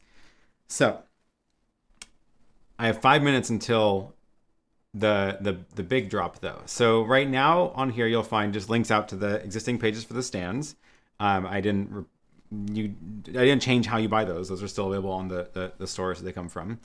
But I decided to make some of this merch available. So you have seen me now wearing this shirt on on the streams from last week. I made a shirt that matches the background that I use in the stinger. And I heard a lot of people wanted to buy it, so it is available now as well. I have two different styles of the shirt, and then I saw some of the other fun things that they sell, which I don't actually have myself yet, so I'm going to order these as soon as I can. But I got the little neck. I guess it's called a gaiter. I didn't really know that, but I always just called it a scarf. But it's like keeps your neck warm, and I wear one right now when I bike because I've been very cold in Portland lately, and it's a great way to keep my neck warm. So now I'm going to have one in my colors, and of course face mask, because of course we're going to be wearing those for a long time. And this one is a wall calendar poster, which this is something I've been using actually for a while. I've been making this for myself for a couple of years, and it's huge, as you can see, and it's where I keep track of all like what I've done for the year. I kind of use it as a journal more than like, I guess, a planner. But I do put on some future events that are scheduled, like if there's major travel coming up or major events like when we used to be able to plan for things like NAB and CES, but those are just moving around all the time, so who knows. But I do also then put stickers on there for like when I do a live stream or when I publish a video on YouTube. I have stickers that I put on there and stamps and stuff. So I decided to make this year's 2022's in my channel colors, the red, green, and blue, and might as well make it available to all of you as well. So in case you want to buy that as well. So those are my new merch, and then in now 3 minutes, my big batch of used gear is going to get posted. So the way this is going to work is there is a link here, which is going to show nothing on it for the next 2 minutes. Oh, I forgot to hide two of the products. I'm going to drop this in the chat in exactly 2 minutes. And the gear that I've got posted here is essentially I just need to clean out my storage. I have too many things that I've accumulated over the years, and I have found that I am not using some of those things anymore. For various reasons, I've upgraded stuff or switched the way I work, or just I haven't been doing as many live gigs, for example. So decided to sell it off as a giant fire sale. So the prices are going to be very low, and it is all stuff that I have purchased at some point. Some of it is actually quite old, so keep that in mind. Like 5 years from gigs 5 years ago, like the Sling Studio. So this is all going to be shipped out of my house if whoever ends up buying it, and it means I can't promise any shipping speed, so keep that in mind also. And hopefully that gear will get a new home and will get some new use. So once that goes live, I'll talk about some of the things that are in there as well. And feel free to ask me questions about any of the stuff that you see as well. So, okay, we got 1 minute. Let me see if there's any questions here. No boxers in your colors. Oh, that's a good idea. I didn't even think about that. I should do that. How to repair? Do you ship the EU to EU? So, oh yeah, 2 things about the shipping. The stands can be shipped anywhere. When you go look at the product page for the stands, you will find that you actually go through another click, which is choosing where you want to order from. So we have different sellers in different regions who are able to ship these. So pick the one that's closest to you, because that's going to be the fastest shipping and the cheapest. So if you are anywhere in Europe, there is you would go here, and then you order from here. You can pay in euros. It'll come from Europe, so there'll be, hopefully the taxes are all just sort of figured out, and it's nothing complicated. Like if you order from the US, you'll end up paying a lot more in shipping and a lot more in taxes. So order from the closest shop, but we can ship anywhere. If you're not in any of these like immediate regions that you identify, for example, South America and Africa, probably makes the most sense to order from the Europe store. So we absolutely can ship those anywhere.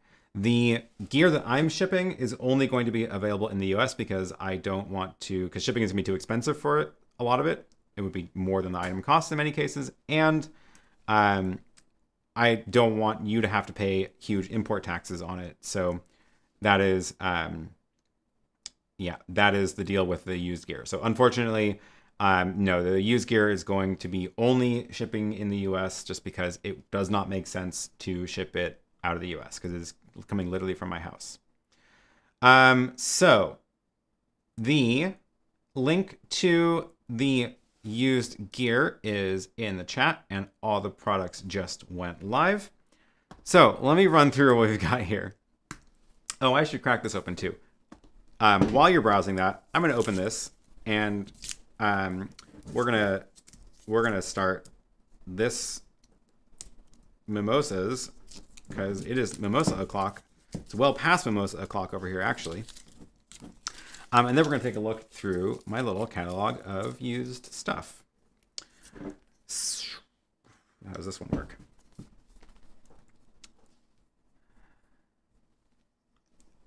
Bailey says you need a pair of pants and a hat and sunglasses and gloves and socks.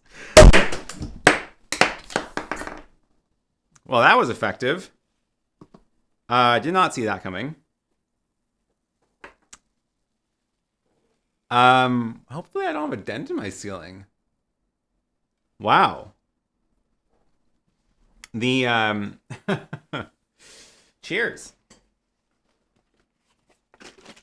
That was normally I don't know what's going on. Normally I'm better at opening those. Pete says, what is the local time? It is 12:30 p.m. in Portland, Oregon. All right. The little bit of grapefruit juice. I prefer a grapefruit mimosa personally. And a little bit of this. And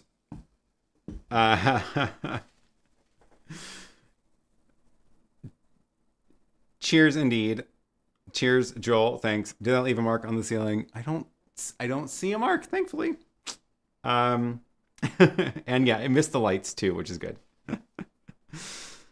Need to open more bottles. Yeah, I'm out of practice apparently. That's what just happened. All right, cheers everybody. Thanks. Thanks for being here. Thanks for watching all these live streams.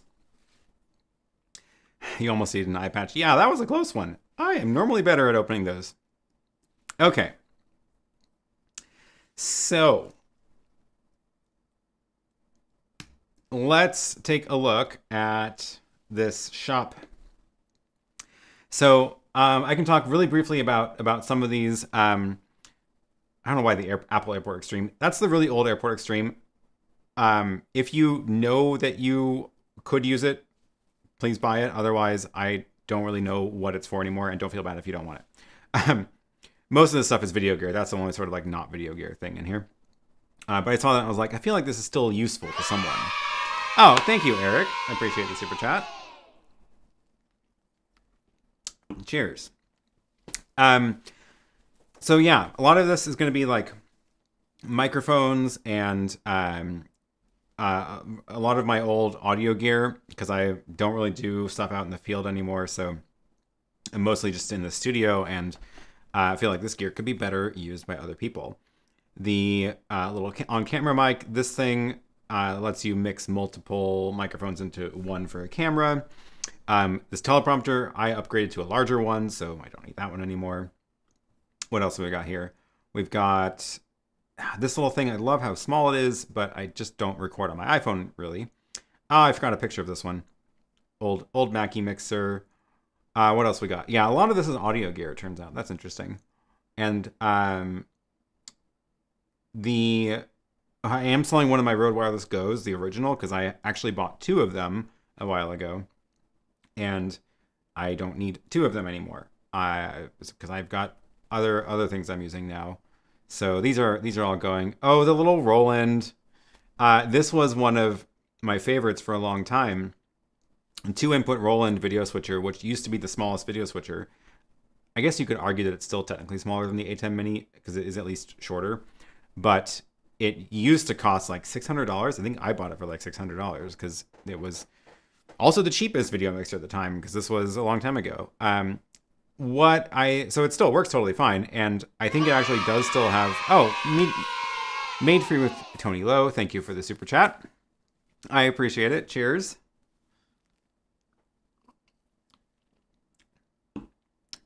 The reason I'm posting it here, not just like, I don't know, sending it to Google or something, it does seem like it still is a has some use for someone, because like it is still the simplest one to operate. And what I would use it for is like, you want to feed a projector with a computer at the stage and some graphics for the show, and you want a volunteer to run it, and like give this to a volunteer and they're gonna be like, big bar, slide, very easy to understand. You give them an ATEM Mini and they're like, too many buttons, don't know what to do with it. So that's the deal with that. Sling Studio, man, this was one of my favorites for a long time as well, and I feel like I just really have not been using it. I will say, do a little bit of research to make sure it's going to work for you before you do buy that one, because it is definitely getting a little long in the tooth. But I feel like it still has some life left. I still see people talking about it in the Facebook group for Sling Studio. So hopefully it still has some life in it. If you want to talk me down on the price on that one, I will probably be convinced for a lower price if nobody buys it for that. Oh, and then on the last page, I forgot to take a photo. I should talk about my MacBook. I have a little story typed up here. So I bought this MacBook, M1 Macbook Air, which is literally my main computer right now. I bought it earlier this year. I think it was like in the spring, I want to say, maybe late spring. And I bought it because I needed a new computer, and I didn't want to wait for the fall, because we all knew there were going to be computers launching in the fall, new laptops of some sort. Didn't know what to expect. And my thought was, oh, it's very possible that whatever they launch in the fall, I'm going to want to buy, but I need something to tie me over. So I got the cheapest one possible. I got the base model, 8 gigs RAM, 256 solid state drive. And I have been honestly blown away by that computer.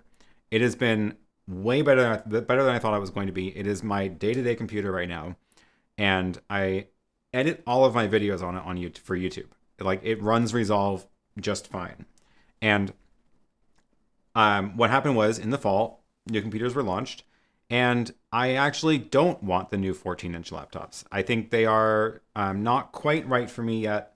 They're a little bit more expensive than I want a computer to be, and also physically bigger. I would rather it be a little bit smaller. So the reason I'm selling the M1 is because it turns out I really could use a bigger hard drive. That's the main reason. And it really is too bad they're not replaceable, because I would just pop a new SSD in there, but oh well.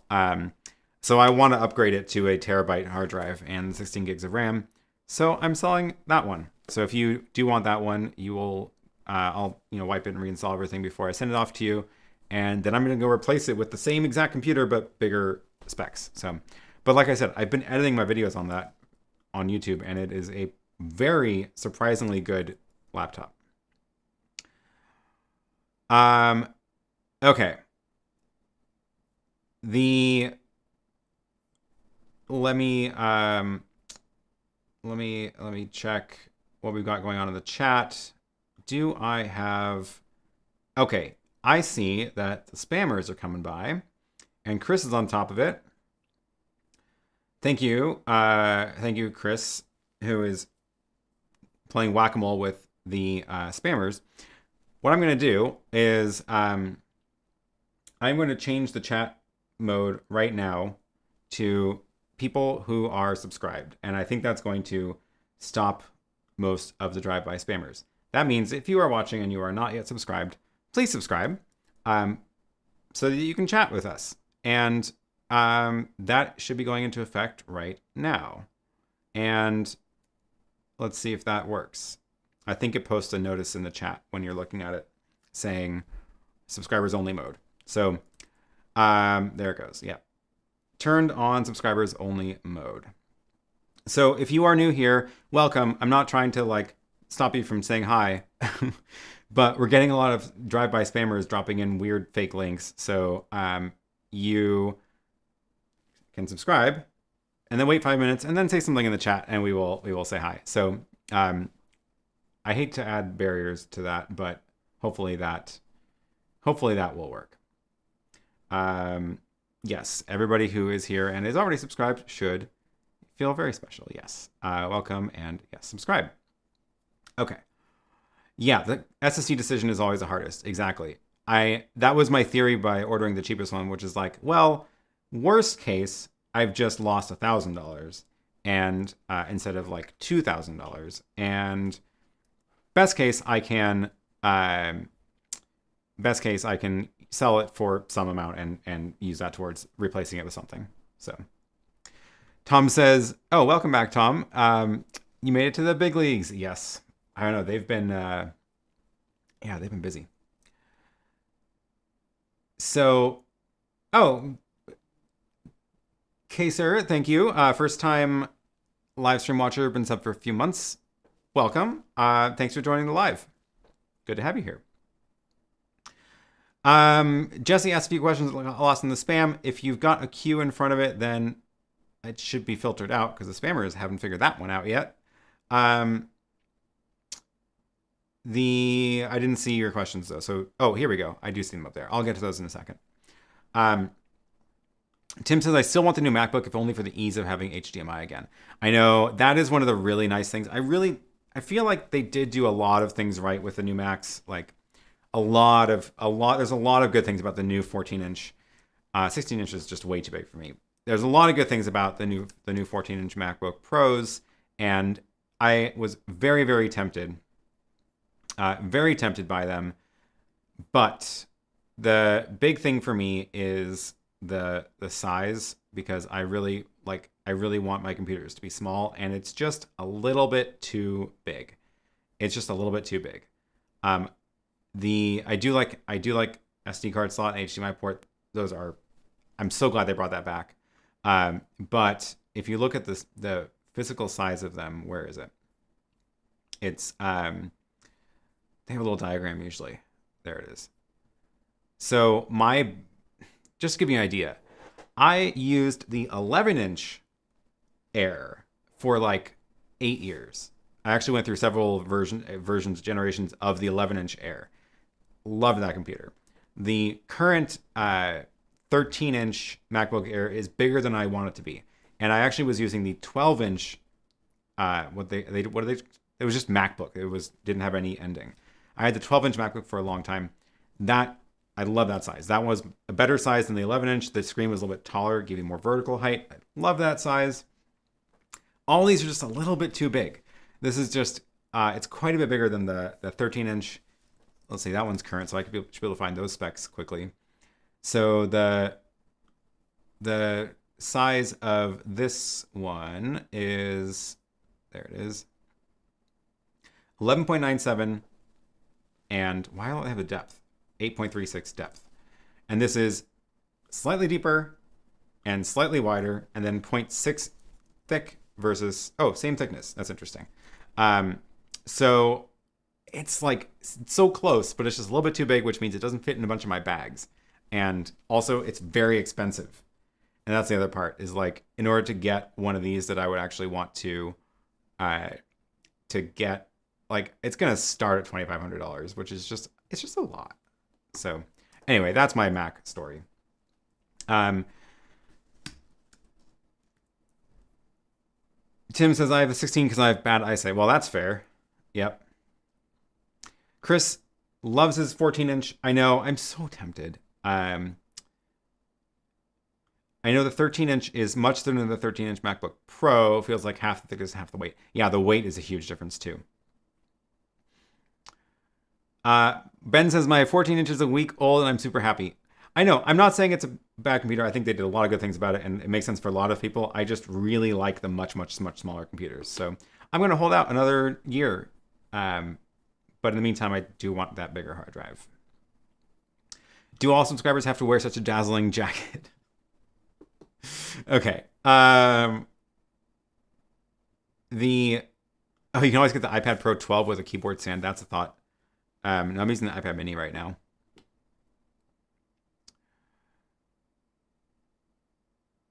How do you detect a spammer?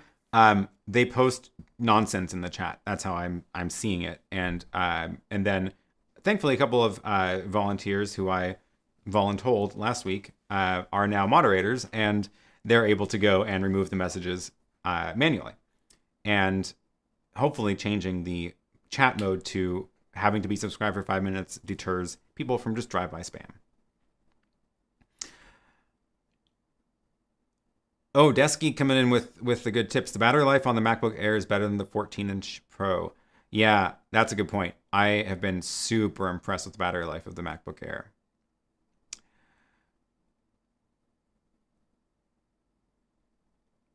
Okay, I saw there were some questions I skipped. Let me scroll back up.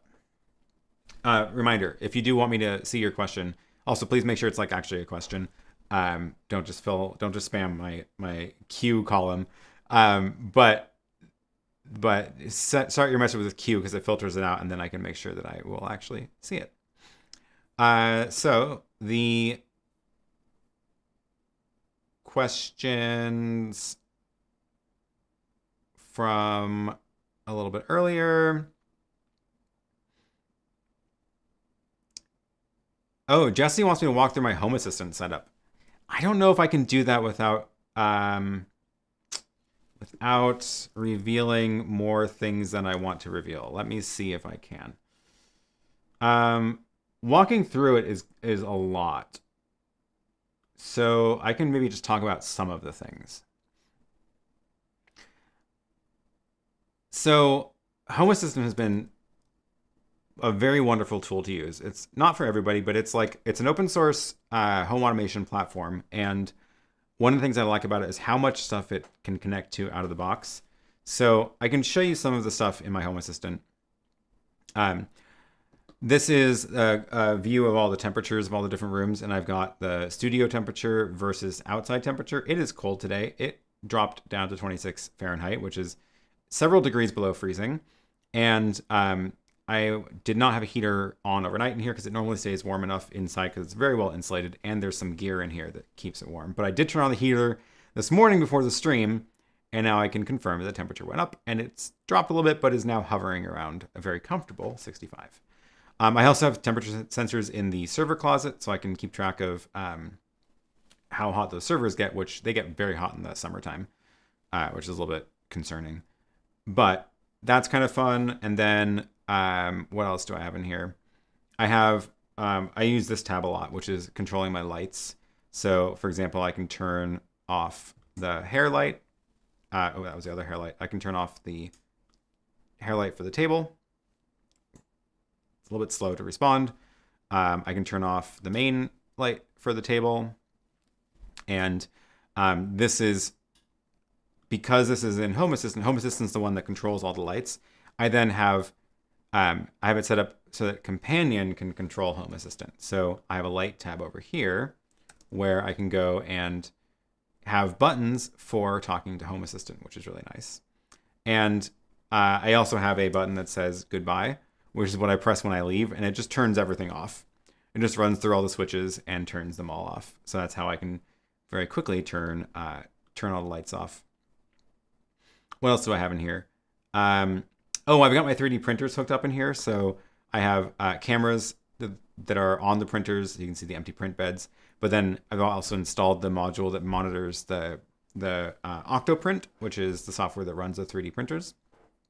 And it can show me stats on like the temperature of the bed, or when these are printing, it'll show how far through a job it is, which is kind of nice. So it's a quick way to keep tabs on the status of all the printers. And then this one I can show you. This is the cameras for the room. So this is me right now. That's the other half of this room. That door is that door. This is the room full of stuff. This is my room that I prettied up. It used to look like this, but I prettied it all up and put walls on it and painted it. And I got some motion sensors in here as well as door sensors. So you can see it's been detecting motion this morning, and then not very much right now because I haven't really been moving around. But that's kind of just showing the log, which is nice to be able to see that. And there's more stuff in here, but I can't show it to you because I don't want to give away that much. But yeah, it's been fun. Home Assistant is homeassistant.io, and this is it's a really, really great tool. It is, they're doing a very good job of making the sort of open source and DIY stuff accessible to a lot more people, including shipping hardware now, which is amazing. So you can actually just sort of buy it all pre-installed. And they have Alexa integration if you want to, but you obviously by no means have to. So I like having it all set up that way much more than running it through someone's cloud servers, because basically you run this on like your own server. It can be a Raspberry Pi, although it's definitely underpowered on a Pi. So I run it on an Intel NUC, and that works great. Questions about the home automation. What temperature sensors do you use? So this is, that's a good question. The temperature sensors that I use are, I've been going through a bunch of options on this. I have a couple of different criteria for hardware that I add to the Home Assistant setup. And one is that I want things to be primarily either no internet connection on the device, or the only internet connection is just Wi-Fi to the local thing, not to the network. So, or not to the internet. So I don't like the devices that, for example, go talk to somebody else's cloud service and then you tell their cloud to do something and it sends commands back. There's a whole bunch of hardware that works that way, and I do not use those. So the temperature sensors that I end up using are the lowest tech possible, which are, where are these? These are, here we go. I've bought many of these at this point. Let me go grab this link. They are the category is called 433 megahertz temperature sensor. So they are these little Accurite sensors, and they are there's two different models. This one has no screen, which is most of the ones I don't want a screen on. They also have one that works the exact same way but has a little display, so if you want to put it somewhere in the room where you can read it, that's kind of nice too. And all the way these work is they don't like pair to anything. They just sort of chirp. They just make a radio signal every 30 seconds or so, and they just report their status over 16 seconds, it says, over 433 megahertz. And then I have a software radio connected to the home automation server that is tuned to that channel, and it just listens to all the chirps. So there's a whole bunch of devices that are just sort of chirping all the time, and those are all pulled in via that software on that device. And one of the things I like about it is that it's just so simple. There's very few ways it can break. Basically, the only way it breaks is if battery dies. So I like that. Zigbee. So Zigbee and Z-Wave are the more complicated wireless, and I do have some devices. I will say I am not a huge fan. They work, but I've had more problems with those compared to like hardwired things or the 433 megahertz. So the switches that I have on my lights around the studio, I think they are, let me see, Zigbee, no, they're actually Z-Wave, I think. They are, I did put one I did replace the wall switch with a actual Z-Wave wall switch. So that is this Z-Wave wall switch, which if you can hardwire something is great. And it looks like this, where you actually go and replace the wiring for your wall, which is I love it because it actually like still works as a switch. You can tap it and it'll turn on and off, or you can control it wirelessly. I like having that fall back to functional. And then the other ones I've got are these little outlets. So these little, where's the link? There we go. AOTech Z-Wave power outlet. So those look like this. And I have these for controlling, I don't know why it says unavailable. Well, I'm sure they have they have new versions linked up here. It's just an outlet. Z-Wave pairs to the Home Assistant setup, and then I can turn on and off heaters, and the key light and stuff like that are all running off of these little switches. They're not Wi-Fi, which I like, because the Wi-Fi ones, it's always a gamble as to whether they're going to go talk to the internet or not, and I want everything to stay local. Okay, other questions about the home automation stuff. When you're not filming, do you still use the studio lights or accent lights for general lights, or do you use normal garage lights? I do have normal. I do have LED strips attached to the ceiling in here. I can't show them to you right now, but if you go look at my studio tour video, which I'm pretty sure is linked down below, I showed actually how they work, which they're individually addressable, so I can do animations on them, and those light up the room nice and evenly, whereas these are much more directionally based. When I'm in here and I'm not on camera, I usually do have the overhead lights on, because otherwise it's pretty dark. So like you can kind of tell from this shot how dark the back wall is, and those lights light up the room quite nicely. But these do add some amount of ambient light, and I usually have them on also. Graham says, I find that my toes make excellent temperature sensors. If my feet feel too cold, then it's time to turn on another heater. True. Oh, Zach, thank you for joining. Had to miss most of this live stream. Happy birthday, Happy New Year. Happy New Year to you as well. How to Repair says, will they transmit to Grafana using these transmitters? I assume you mean the temperature sensors. That's one of the nice things about the temperature sensors is that they don't pair to anything. So they just chirp and you can receive that data and send it to anything you want. So you can receive it from multiple things, for example. Like you can have it tied into your home automation system and have a totally separate receiver also listening for those radio signals. And there's nothing fancy to do with them, which is kind of cool.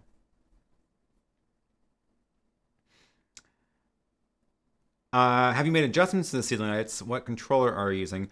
The controller I'm using right now is an ESP32 that I programmed, and it's not great. I found someone's project who is doing a much better job of that, and I haven't yet set it up. Wow, do I even remember what it's called? I must have bookmarked it. Yes, I did. It's called Pixel Blaze. So this is what I'm going to set up hopefully soon. And this is, again, it's like an ESP32, but he's got much better software on it. So it does very cool stuff. Can drive a lot of different LEDs, and you get a much better interface to actually program it. So hopefully I'm going to have some time at some point to play around with that, because that's been, I look forward to making more patterns on the ceiling. That's my goal with that. Question about the Mac. What are your views on buying more RAM than needed for your given system to say future ready?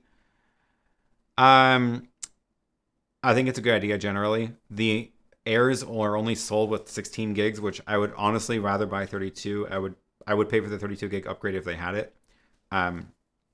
But they only go up to 16, so that is that's what I want to replace it with as well.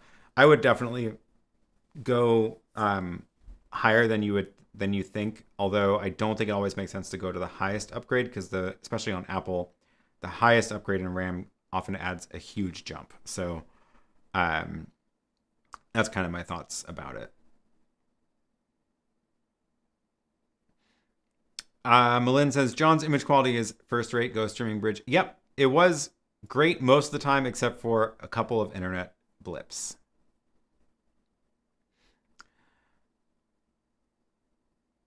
I just saw Mark's comment. I hope the ATEM is IP96 rated. That was when I spilled the champagne. It didn't actually spill. It just made a very loud sound.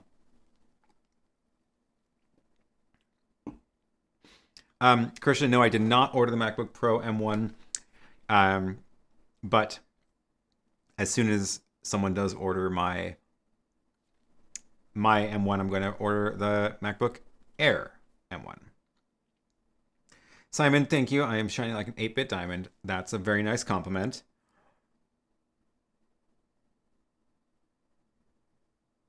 Art Audio says, are you shipping to Canada? I just tried to pick up a couple items and no go. I know, sorry. It's too expensive to do anything international, really. And then there's just tax issues too. And it's just too complicated and it doesn't make sense for anybody. Like, it's also why I can't even just like ship giveaway things to people in other countries, because often you'll end up paying a huge import tax on it, which is just unfortunate. Joel says, you should be ready for the 100K merch this year. That would be amazing.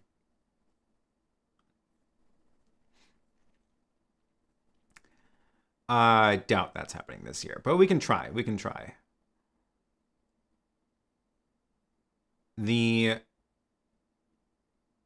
Sven says, what is your plan for your channel? My impression is that it's mainly a hobby. Do you have goals you want to reach? Yeah, that's a good question. It is definitely a hobby. Or I guess technically it's not a hobby, because it according to the IRS, it is a business because I do make money from it. But it is not my main business. And I do have a full-time job that takes up most of my time, which is mainly around education for like software developers, and specifically logging in, authentication, OAuth stuff. So that's my main job, and I enjoy it a lot. So I don't think that there's a lot of things I want to do there that I have yet to do. So that's going to be happening for a long time. As for this channel, I would like to grow the channel more, even growing it as a side business. And I'm trying to figure out the barriers that are stopping that from happening. And the live streams are a lot of fun, and I enjoy doing these live streams. I enjoy doing live demos and talking about this stuff live, but edited videos get more views and grow things faster. So I need to get better at making edited videos. And part of that is because this is not my full-time thing, I need to make it take as little time as possible. And that is one of the reasons I've been slowly accumulating things that are not necessary for my day job or even for live streams to be able to make those videos faster. So Joel meant next year. Yeah, no, that's where I'm going with this. Is next year, I do want to get a lot more videos out, and more than I made this year, and more consistently. So I'm working on processes for making that actually happen in a way that is more something I can do just faster, get more stuff out more consistently. One of those being something that I am going to go run and grab to show you because I think it is very cool. And this is going to be a little sneak peek. Let me go grab that really quick.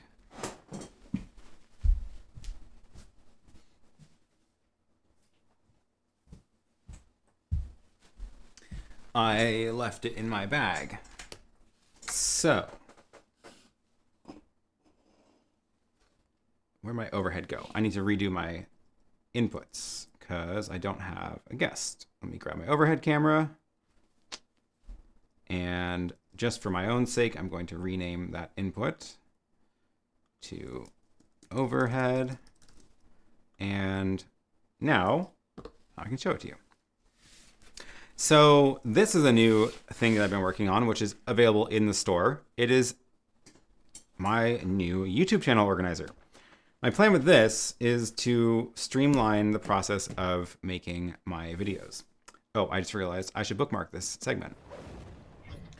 So this is mainly for me, and I'm hoping it can be useful for other people as well, for getting more consistent at video production. So one of the reasons that I feel like I have been not coming out with videos as fast as I want is because it often feels like a very large amount of unknown large amount of work. And one of the ways to get that under control is to be able to plan more. So that's my goal with this. What this is doing for me is, first of all, I have a whole bunch of pages that are monthly calendar pages. So this is to just have like a log of when did I publish videos, when did I do live streams, or when am I planning on publishing videos, and over here just to track stats for the channel. So like keep track of subscribers every month, keep track of revenue every month. And then, so there's 12 of these. I made them undated because I didn't want to have to deal with having to make a new version of this every year. We'll see how that goes. If you really want a dated version of it, let me know because I can very quickly add dates to these pages if people wanted that. But this is the bulk of the content. I've got 52 versions of these same pages. The way these work is this is essentially my process for creating videos distilled down into a list. So I've got a lot of this stuff in Notion right now, but as far as like the checklist, it works better on paper for me. The idea here is 1 page per video. Write down a quick what's the video mainly about, and then like what are the key points you're making out of the video. brainstorming title ideas, because the titles do not come at the beginning. It turns out you have to work on those. And these are the main segments of work that I do. So writing video title ideas, writing the script or an outline. I don't always script them, but I sometimes do. And then B-roll. It is very helpful to have a plan for the B-roll shots that are going to go into a video. So writing that out as well. Filming, once I've got that all written, then it's like, okay, cool, I'm ready to film this video.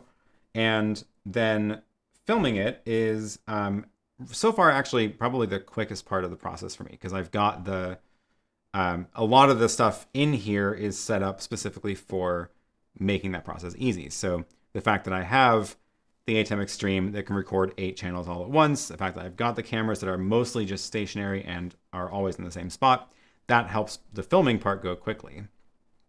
And then this is sort of my, okay, quick checklist. Got to have an SSD free, got my SD card for shooting B-roll. I do all the filming in the ATEM Extreme, and that's actually been really a huge time saver. Is like, I know it's not technically the best quality of, like, I'm not recording ProRes files, I'm not recording 4K, I'm just recording everything as 1080 MP4s. But it's good enough. And if it means I get more content out faster, that's better than having shinier content out slower, in my opinion. That's my goals. So the way that I use the ATEM Extreme is I use it as an 8-channel recorder when I'm recording. So I have a different page of Stream Deck buttons that are specifically for recording shows, which is, let's see, it's this screen. So the top set of buttons are changing what shows on my monitor here. So I can have the multi-view here, but then I can also, if I go press one of these buttons, like if I want to check focus on the camera, I can be like, oh, what's that camera look like? And have it be really big. Or if I need to use my computer on that screen for some reason, I can change my computer over there. Or checking focus of other cameras and things, or switch back to multi-view. And then the row of buttons on the bottom are the program out, which I actually mostly don't change. And because I mostly don't live switch, I just use it as an 8-channel recorder. And then I've got a button for my microphone to make sure the mic's on. And this button changes the teleprompter in front of me to be the Apple TV for scripts, in case I want to push a script up there from screen sharing my computer or an iPhone. And that button is record. So that just starts the recorder on the ATEM. And then what I do when I'm recording these videos is I just use the ATEM Extreme ISO as an 8-channel recorder, run through the video. Here is my list. So after I check the focus, check the audio levels, load the script, recording the A-roll is basically, I try to do it as just one video. And I don't try to do a perfect take. I will retake lines if I got them wrong or messed up or feel like something could be better said in a different way. But I will do it all as one file. And I end up with one giant file, or rather 8 giant files of all the different camera angles. And I deal with editing later. B-roll, I do totally differently. I usually just use my GH5S or some other camera that happens to be close by. And I use that to shoot onto the SD card of the camera. And then that's why having that list ahead of time helps so much. So if I've got my list of shots already ready, then I can just go very quickly and shoot all the B-roll in the right order, which means the files on the SD card are already in the right order, which turns out is really, really, really useful for editing. So then, because I always forget, last thing on the list is a photo shoot for the thumbnail. Because I probably want to have some gear in it, which is probably already set up on the table because I was filming with it. I need to do that before I forget, because otherwise I will forget, and then I have to go back and it delays publishing. So after filming, then what I end up with is basically the SSD with all the eight cameras on it and an SD card with all the B-roll, hopefully in order. Copy all the B-roll clips to the SSD, and then drag it into Resolve, create the multicam clip, name all the angles, which is really helpful for dealing with in Resolve. Fixing the sync of each angle. This is one's interesting because my cameras are not all in sync. And when they're all in the multi-view, they, here, you can kind of see this. If I show you the multi-view, check out the overhead compared to the table compared to the desk. Ooh, they're actually looking pretty close today. Now, you can see there's a little bit of delay when I do this, right? So they're not in sync, which means even if I run the auto sync based on the audio, it gets kind of close, but it's not perfect. And I will often go back and fix the multicam clip and sync everything up by just adjusting a few frames. Then I've got a multicam clip all set. Then what I do is edit the A-roll. Only looking at the A-roll on my main camera, only one camera, this camera, only looking at this, do the edit. And the edit is all about removing the mistakes, because I record it all as one take and I try to do it in order following either a script or an outline. The edit, the A-roll edit, is mainly removing segments. So it's all about, oh, I did a retake of that sentence, or here's a big long gap while I was setting something up. I just delete that. And then I end up with a A-roll edit, which is full of jump cuts, but the audio sounds good. Then I go through and switch camera angles. So that pass is going through the segments and changing angles based on what makes sense. So either switching to a top-down view, a side view, or if I don't have another shot to show, then I will switch to like the side angle. So that one's actually not plugged in right now, but I have this one and I usually have like a secondary sort of main angle so I can cut between them to cover up jump cuts if I need to. But the first main pass is switching the camera angles, which is mostly about, am I showing you this top-down view, or am I showing you this side view, or do I need to be showing what I'm saying? Then B-roll. Again, hopefully if I've done everything right, most of my B-roll is in order, in file name order on the SD card, because everything was shot in order. So then it's mostly a matter of adding the B-roll on top of the segments, covering up the gaps, and making that make sense. Any jump cuts that are left, I will then try to cover up some other way. So that's going to be either switching between camera angles that maybe weren't my first choice, or doing a little zoom in, a little punch in on the main camera to remove all the jump cuts. And that's the last edit. And then chapter markers. In Resolve, you can add chapter markers in the timeline, which gives you a very quick way to create the timestamps in YouTube. Intro, outro graphics, and then music. And then lately I've been doing music only at the beginning and only at the end, which I think is a nice intro, outro. And then it's the publishing step, which it turns out is very long. Once you've done the edit, that's not the last bit. So the render doesn't take that long. I've lately been exporting a backup of the video with no music track. And the key there is I want to be able to make sure if I want to pull in a clip from a video into some other video in the future, that I have a clean version of it with audio with no music. So I have, that way I just have 2 exports that are always ready to go. Uploading it to YouTube, add the chapter timestamps. You can either do that directly from Resolve, it'll output the chapter markers it can like upload directly to YouTube now, or you can export the chapter markers as a file and convert them manually. I do auto transcribe. I use an auto transcription tool for captions so that all of my edited videos have proper subtitles. So upload that to that tool, clean it up. It does a decent job, but I do go in and correct spellings of things. Adding links to products and other videos I've mentioned, create the thumbnail, finalize the video title, and schedule it to go public. And I usually do schedule it to go public so that I can launch it I usually publish it in the mornings, my time, which is evening in Europe, which has been working out fine. So that's the overview of these pages. And each of these is for, the rest of the book is just these pages. And that is my plan for next year. And hopefully with this, I will have many, many more videos out much faster and more consistently. Okay, let me see what else I've got in the chat. Love this book, such a great idea. Thanks. I forget the edits I've done. I forget to check improvements. More content at 1080p MP4 makes perfect sense. Easier to store, easier to upload. Chris says this is very helpful. Thanks. Oh, thanks for the super chat. I appreciate it. Many thanks for the intense streaming week. Happy birthday and best of luck for 2022. Thank you very much.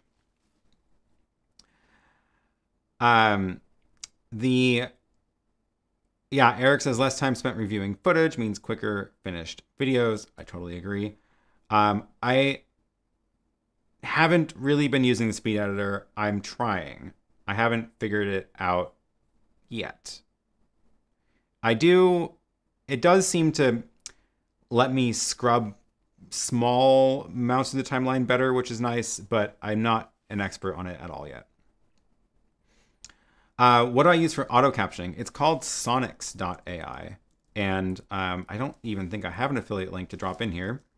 But Sonics.ai is basically what it does is you give it an audio file and then it will do its best to transcribe it.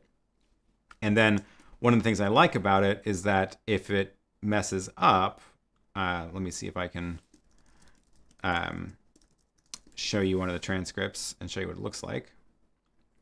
So if it messes up, like it doesn't know what the word ATEM is, for example, you can give it a custom dictionary, which I've done, but it doesn't seem to do a great job with it. So I've given it all these words, which are things I say often that are not normal words. It doesn't always do a great job with that. So there's often things I have to add in still, but this is the editor. This is why I like it so much. It's just a paragraph.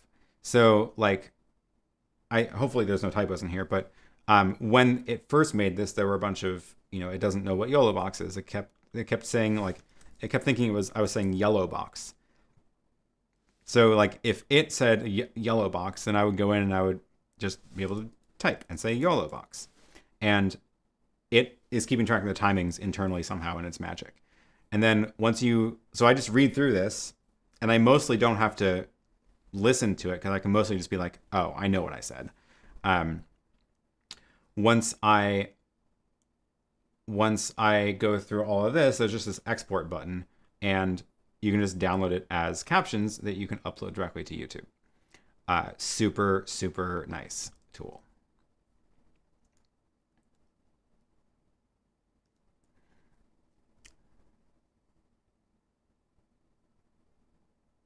Any discount codes for the YouTube book? No discount codes right now. Sorry, Randy. I tried to make it priced reasonably. Honestly, so everything that I've got in the store right now is all print on demand. So that is because I do not want to deal with inventory, and for many reasons. Also because shipping is much simpler when it's print on demand because it's shipped directly from the people that make it. And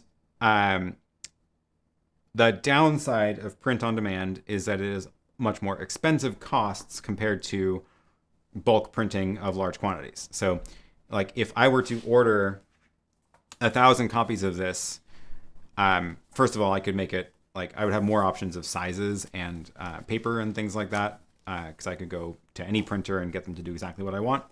That's one of the downsides. But if I order 1,000 copies of this, I'm going to have 1,000 copies sitting in boxes at home and have to stick them in envelopes and have to deal with international shipping, which in distribution, which is just a lot more work. So the trade-off is I do this print on demand. That way it's more accessible to everybody and hopefully cheaper, but the underlying costs of the stuff is a lot higher. So I can't drop the price on these even much at all because my prices that I get for these are not that great. So we'll see if I can, scale this up later, but for now, that's the deal.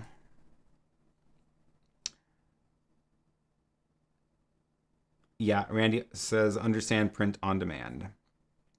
It does mean I'm able to do this stuff now at a small scale, which is nice. What are you doing? Says, happy birthday. I'm late, but I'll watch the first 2 hours later. We've already been going 2 hours. Yeah, wow. I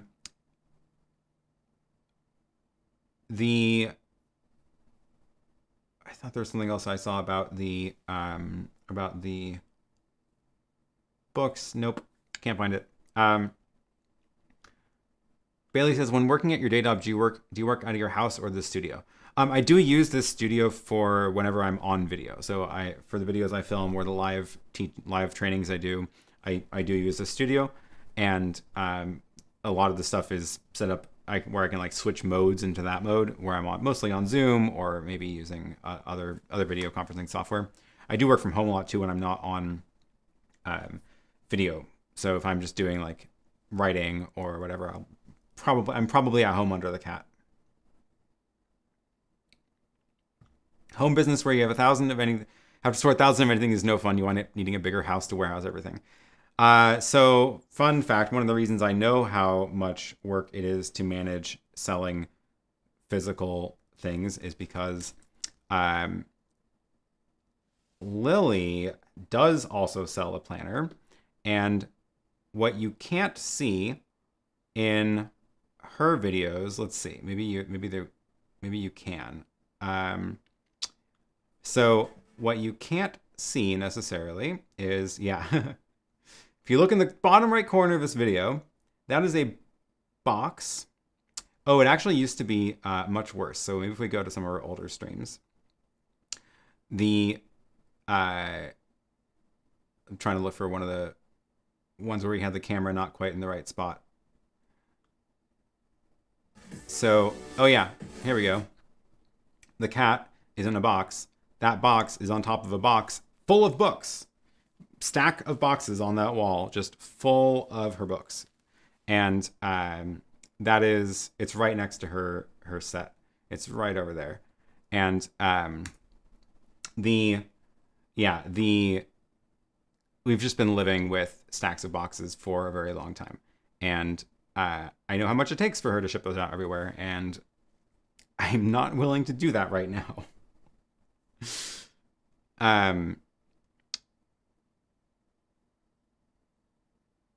Joel says, what is your backup plan for your videos? Local internet storage, and which storage provider do you use? Backblaze, AWS. Great question. So what I do is everything I edit directly off of the SSD. And when I'm done, I will take that whole folder for the project, which has all the source material, and I copy that folder onto a NAS. So I use a Synology at home, and I think I've got 6 drives in it, and they're all 6 terabytes, and I have it in RAID 6. So that gives me 4 drives worth of space. So it's ends up being like 20 terabytes or something. And I dump, when I'm done with the project, I dump all the raw footage onto that, and I save that there as just sort of my backup. And I usually don't come back to those ever. I also take the main export that I've uploaded to YouTube and the clean audio version. I think I can show you the files without anything bad showing up on the stream. I think I can just show you the NAS. So I've got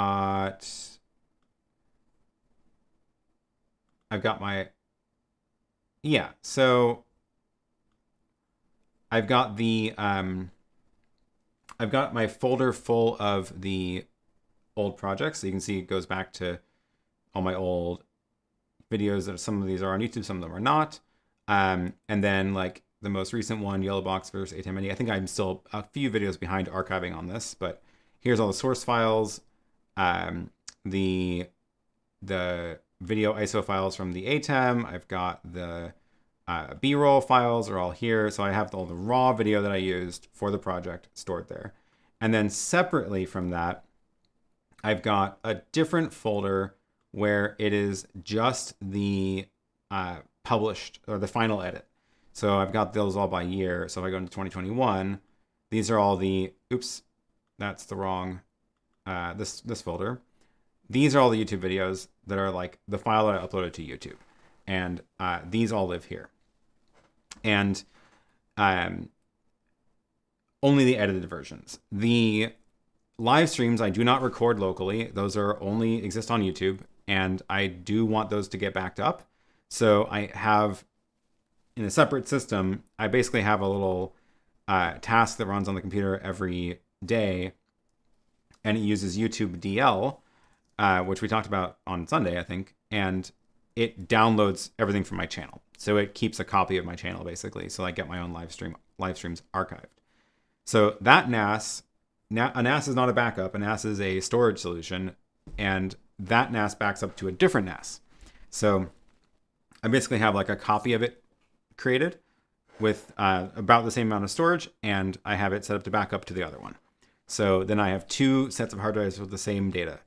And that is the bulk of the backup solution for all those videos.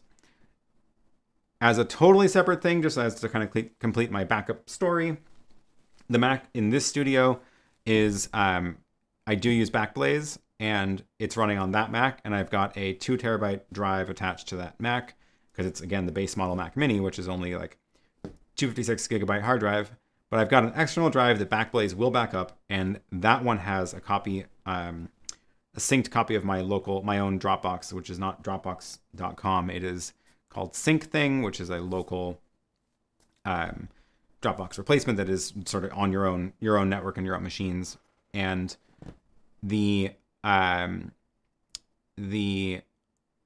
so that's where, like, I have a folder for smaller files that is synced across all of my computers, including this Mac and my laptop and my Windows machine.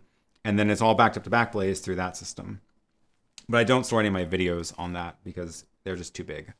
And I don't want to eat up the precious space on my tiny solid state laptop. But that's how I treat the backups. I may have missed something. I'm trying to remember. More or less covers it.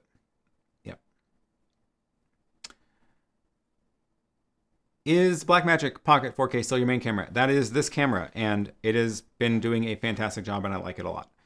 The other cameras that I use most often are the Lumix G7, which is actually the one at the desk over here. This is the Lumix G7. I'm not over there today. And then I also have the Sony cameras, which is my overhead shot. So that is because it's better at autofocus. Of course, now that I say that, autofocus is turned off. That's not helpful. Hopefully that was in focus on the table. Otherwise, I don't know what you were just looking at that whole time. But the autofocus on this is better than the Lumix, so I keep it as my overhead camera so I can do that kind of stuff. Okay, so I'm seeing some helpful comments here. Aaron Wilson says, I'd love to have a digital version of the book. I'd pay more for the file. Noted. I think that I wasn't able to see the exact cost of everywhere that it's going to be shipped to. So it sounds like there are probably some places that it's still too expensive to get to, even with my printing options I've set up through the print on demand service. I will probably do that. I'll figure out a way to make that makes sense to make a digital download version that you can print out, or use your own printing service or local book maker or whatever. Thank you for the comment. Mark says, NAS can also back up to Backblaze. It can. Here's why I don't do it. It doesn't back up to the consumer Backblaze service. So it will only back up to Backblaze B2, which is kind of like their Amazon S3 competitor, where it is... oh, Joel, thank you for the super chat. I appreciate it. Cheers. I need a sip of this anyway. And I have to refill that in a second. So the NAS, the Backblaze backup for the NAS ends up being quite expensive because they don't fall under the same pricing plans as their one that you can just back up desktops. And most of the stuff on my NAS is huge. So I would end up paying a ton for it. So I don't have any of my YouTube videos archives, like the raw source files, backed up to Backblaze because I have 2 copies of it locally anyway. So I think that's enough. what I do want on Backblaze is the like my tax documents and like my smaller project files that are something where I can have it back up from a local hard drive. So that's the reason I don't use the B2 option for the NAS. It would cost a lot using it. Philip says, hi everyone, joining in late once again today. You've missed a lot. You missed a lot while you've been gone. So you'll have a lot to catch up on. You will probably want to scroll back in a little bit and check out the guests I had on this show earlier. So, and make sure you don't miss the part where I almost poked a hole in my ceiling with champagne.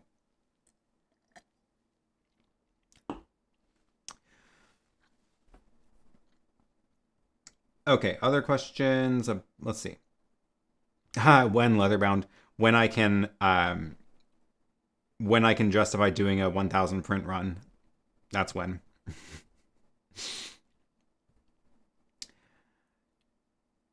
Mo5 Film says, would you recommend purchasing the YoloBox Pro and the ATEM Mini Pro together? Actually, no, because the ATEM Mini Pro, if you're using a YoloBox to stream, you don't need the streaming feature in the Pro. And I think a regular ATEM Mini and YoloBox Pro make a lot of sense together because it basically gives you more inputs into the YoloBox. I think there's too much overlap between the YoloBox Pro and the ATEM Mini Pro. Oh, Ryland, thank you for the super chat. Oh, great question. What's your favorite high quality way to bring in guests onto your live stream, Video Ninja, something else? Good question.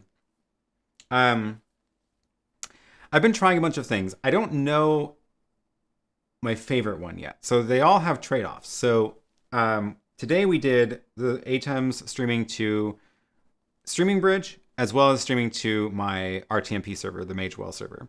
And they worked pretty well, but we also saw some of the places where they didn't work. The internet connection between the two locations is going to affect the RTMP streams more than it would affect other things that are more like video conferencing apps. So for example, a couple of times John's stream was frozen or dropped out because he's coming from a different continent, and Joseph's worked great, so a lot better when we're closer together. So it depends on, that's one factor.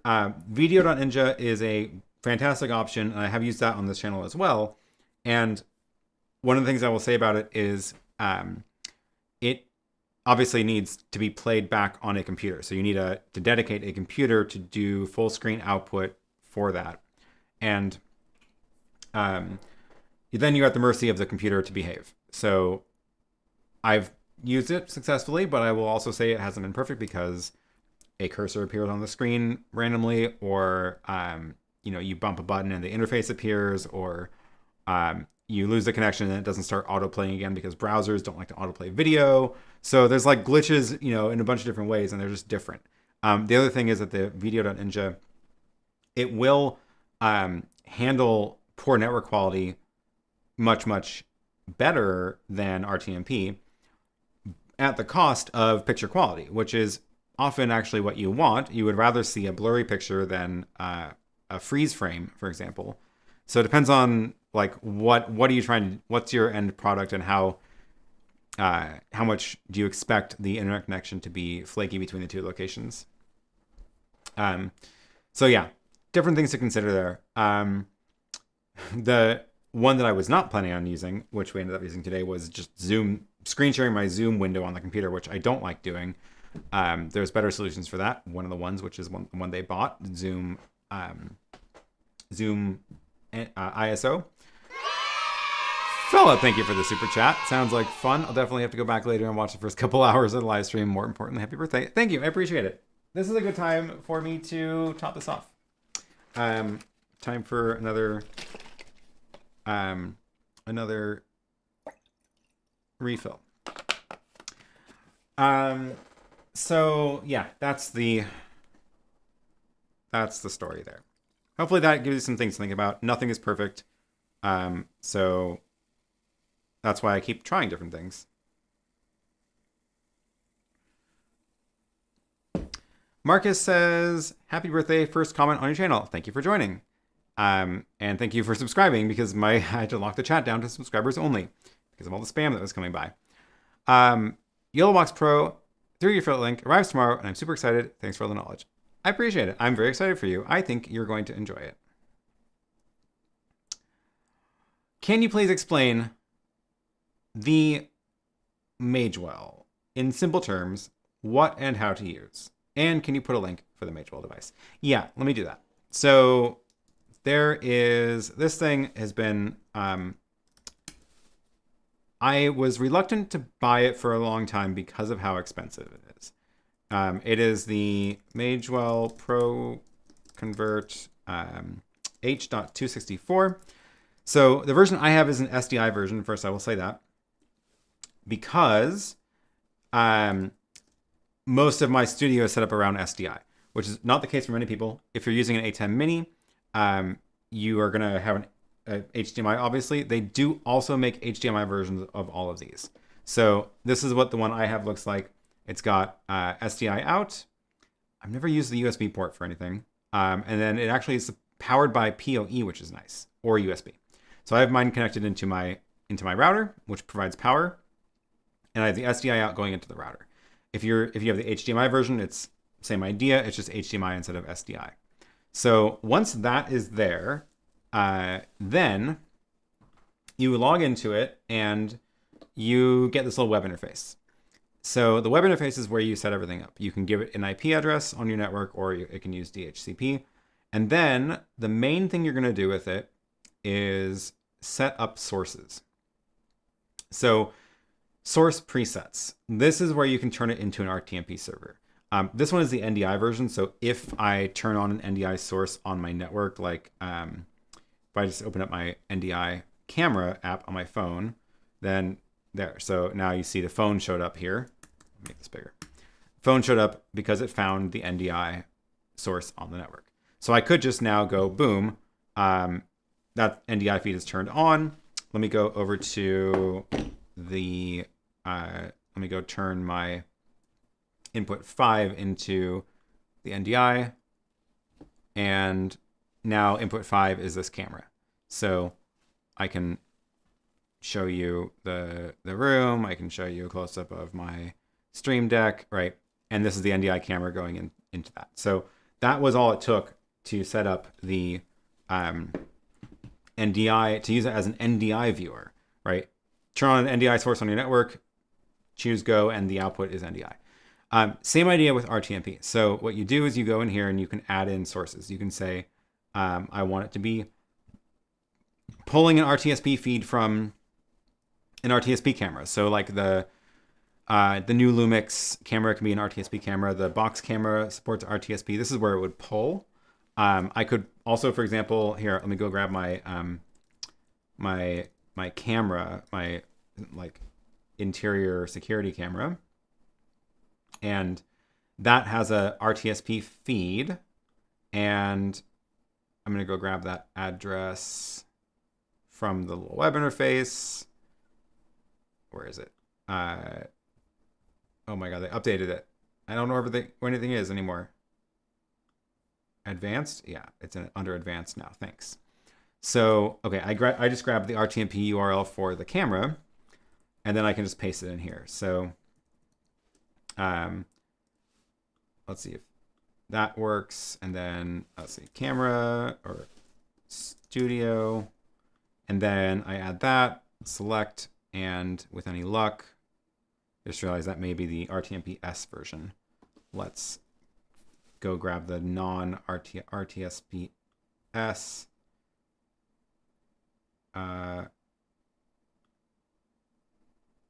Did they take away RTSP? How could they do that? Oh my God, Unify just took away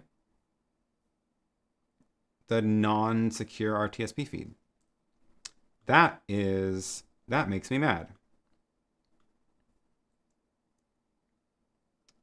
Great. So here's a limit. The Magewell can't support secure RTSP. So we don't get to see that. I'll delete that one. I can add, but the way that I've been using it for this show is RTMP push. this is where you sort of create a server. So you can say, like I said, like PhotoJoseph, and then I give him a key, and it can just be whatever. And then you tell PhotoJoseph to publish an RTMP feed to a URL. So if I was on this network, like I can plug this URL into my Lumix camera, for example, and push a feed from my Lumix camera into this device, and then it'll show up on the screen. If I am sending it to somebody out of the network, I need to set up port forwarding on my router. And this is where port forwarding on your router works differently depending on the router, but you go into your port forwarding settings and you forward some external port to this IP address and the RTMP port, which I think is, now I don't remember, RTMP port. It is 1935, that's right. So you would forward your external port, whatever, to this IP address of the device, port 1935, and then tell the person to stream to your internet IP address and this stream key. And then whatever they stream, as soon as you click select, it'll appear on the HDMI. And that's it. Like, it's great. It mostly just works.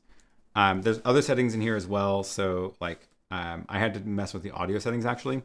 This was an important one. This can convert the audio sampling rate.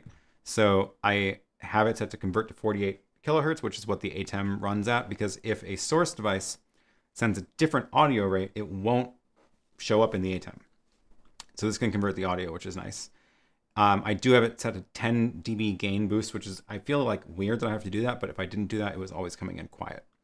There are other video options as well, like you can have it show labels on the screen, or tally indicators, or show an audio meter, or flip the image, which is cool, but I don't need any of that. You can also choose the output frame rate. So very, very powerful device. When it is receiving a video feed, it will show the video feed it's receiving here. That thing has been great. I've been using it a bunch. And as you saw with Joseph's stream coming in, it was surprisingly low latency. Like, it was almost in sync with his zoom window. So that was pretty cool. So the Magewell can replace the Apple TV or Chromecast. Chromecast doesn't really support any of those features. So the Chromecast still has its own place in this rig, which is mainly just sharing browser tabs. But this Magewell is definitely a replacement for the Apple TV NDI app, although they cost about the same. So if you want a dedicated NDI thing, I would recommend the Magewell. If you want a more flexible device that you might want to use other things for, the Apple TV is still a good option because it can be a screen share target from a laptop or an iPod or whatever. So those are both good options still. Have you looked at MS Teams that can output to NDI? I've never used MS Teams. I've managed to go this whole pandemic without using MS Teams, which I have heard is a good thing. So I'm looking forward to Zoom building in more NDI features into theirs. So it shows the feed wirelessly. No, it needs an internet connection wired. So it has a network jack on it. And you can plug it into your network. If you plug it into a network switch that has power over Ethernet, it can power it from the same thing, which is really nice. So you don't need a big power brick. I like having it powered via the Ethernet because there's just one less power brick to have on the floor. You know you are too old when you say iPod as a source of video. No, it's the real thing. It's a real thing, David. Here, I will show you. Although it's getting harder and harder to find it on the Apple website. Oh my God, where is it? It's under, is it under here now? No, they've moved it. iPhone, iPads. Oh my God, where did they go? It's still on the site. You can buy an iPod. It's called an iPod Touch. Apple iPod Touch. You can still buy them. I don't know where they are in the menu, but they're $200 and they come in these fun colors. And it's like the iPhone without the phone. So it does everything except the phone parts. Well, I guess all the old cameras. There's none of the new camera stuff is in it, but it is an iOS device. And one of the things I like about it is that you can run Keynote on the iPod and load in Keynote files that just play. And it's a very cheap way to get a video feed out of either the Lightning port or HDMI or wireless. So you can AirPlay it to an Apple TV. Also, there's a headphone jack, which means you can run audio. You can use it as a music source. So you can have like a playlist loaded on here and just run music on a loop running into your ATEM for background music, which is super great. So, and this latest one, yeah, it's the A10, so it's not the newest, but it's decent and it works great. It's a good little device.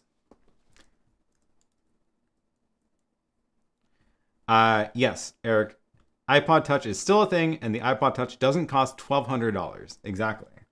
If you're gonna, like, an iPhone is a terrible to dedicate an iPhone to studio video playback because they're so expensive. At least the iPad Mini is relatively affordable, but the iPod Touch is very affordable, and you can usually find them on eBay even cheaper if you want. And it runs MixEffect. Exactly. Yeah. How to Repair says, I must say I've tried a few times to send funding to you, but I am in Portugal, but live in the UK. It stops me. Oh, gosh. Well, I appreciate the thought. Tell you what, one of the ways, since YouTube is sometimes picky about the super chat, just see if you can, buy something off of here. That'll help. That'll help too. And then you get something as well. So the new shop.aaronpk.tv. Pick up any of these. Some of these hopefully we'll be able to ship to you because they're coming from all sorts of different places. Jesse says, how did you feel the Blackmagic repair and warranty service was for the broken screen? Good question. You remembered that. My poor Blackmagic camera screen, for some reason, just gave up one day. And it had like weird colors on it. And it was only a few months after I bought it, so it was 100% under warranty. And I basically just emailed support and I was like, hey, I sent them a picture. I was like, this is what the screen looks like right now. Clearly this is broken. And they sent me a shipping label. It disappeared for a couple of weeks and it came back and it was fixed. It was very, very smooth. It was great. Ryan says, looks like I have a lot to catch up on. Congrats on a great year and thanks for your support along the way. I appreciate it. Thanks for joining. Oh yeah. Okay. Other remote guest. I will say, Restream Studio and StreamYard are by far the easiest way to bring in guests into a video. However, they kind of run the whole stream. So it is the easiest way to have anybody run a stream. And I recommend it highly for people who are new to streaming or new to bringing in guests into a stream. And I still use it myself for that reason as well. So a lot of these other things we're talking about of like bringing in people through a streaming bridge, those are advanced and you can often get a better looking result, but oftentimes it doesn't actually matter. And it would be better to just have it working simpler. So I do not think those are bad options at all. And they're the easiest way for someone to get started or even just do a remote or multi-person live stream. But if you want the flexibility that is not available in those tools, then yeah, you're going to start looking at more complicated options like more of the broadcast style workflows.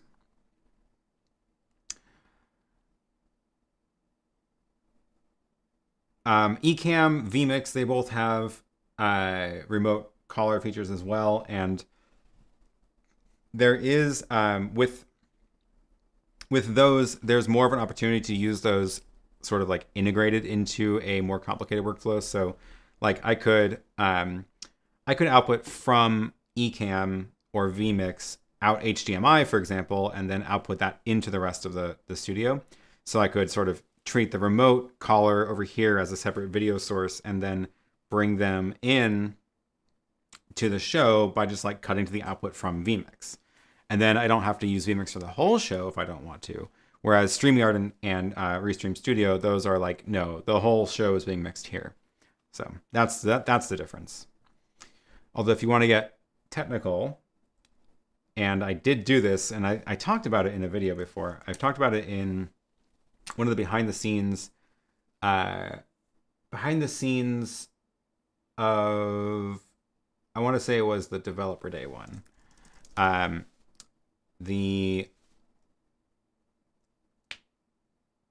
Here it is. So this one, this was impromptu live stream that I did. Impromptu live stream I did after an event. I was like, you know what? Everything's still set up. Let's just go through this. And that's why I have not shaved, because I ran a very long event. And then we ran through the whole behind the scenes. The point here is I wanted to mention, somewhere in here I talked about using StreamYard with the studio. So the StreamYard is again, like it kind of takes over the show, right? So it is how you run the show, and you bring in guests here, and then it'll push to YouTube, but it can push to any RTMP server, which means you can push it to your own studio, like to that Magewell device. And this one I was using a Raspberry Pi because I didn't have that Magewell device yet, and it works with that too. And the cool thing about that is, and did I actually get it running? I did. So StreamYard is doing the sort of SuperSource like layout of, you know, computer screen picture and guests, and it can do all the animations between them. You can output that back into your ATEM by having it stream through your network to your local setup. And then you can sort of like, you can treat that as one of your camera angles, and you can say, I want the people on the stream to see me in the studio, or I want them to see whatever we're mixing in StreamYard, and you treat it as just another video source. And that combo is pretty cool. Never checked out Ecamm, but would work with the YoloBox. I don't think there's really any way for those two to work together, unless you output from Ecamm over HDMI into the YoloBox, which I guess that would work. And then the YoloBox hasn't yet shipped the webcam feature, so it can't be an input into Ecamm yet either. So probably not a lot you can do with those two right now. Take care of your hands. You can throw away your orange juice. It's grapefruit juice.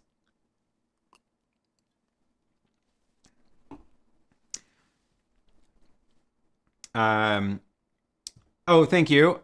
Howtorepair.com. Sam will be on order tomorrow. Excellent. Have a great birthday. I hope at least 3 bottles will be done. We'll see what we can do. Appreciate it. Love the jacket. Happy birthday. Thank you for joining. Thanks. Merch store. Yep. Just the start of one. We will see what more we can add. Oh, speaking of, let's see how we're doing with the gear. So let's take a look.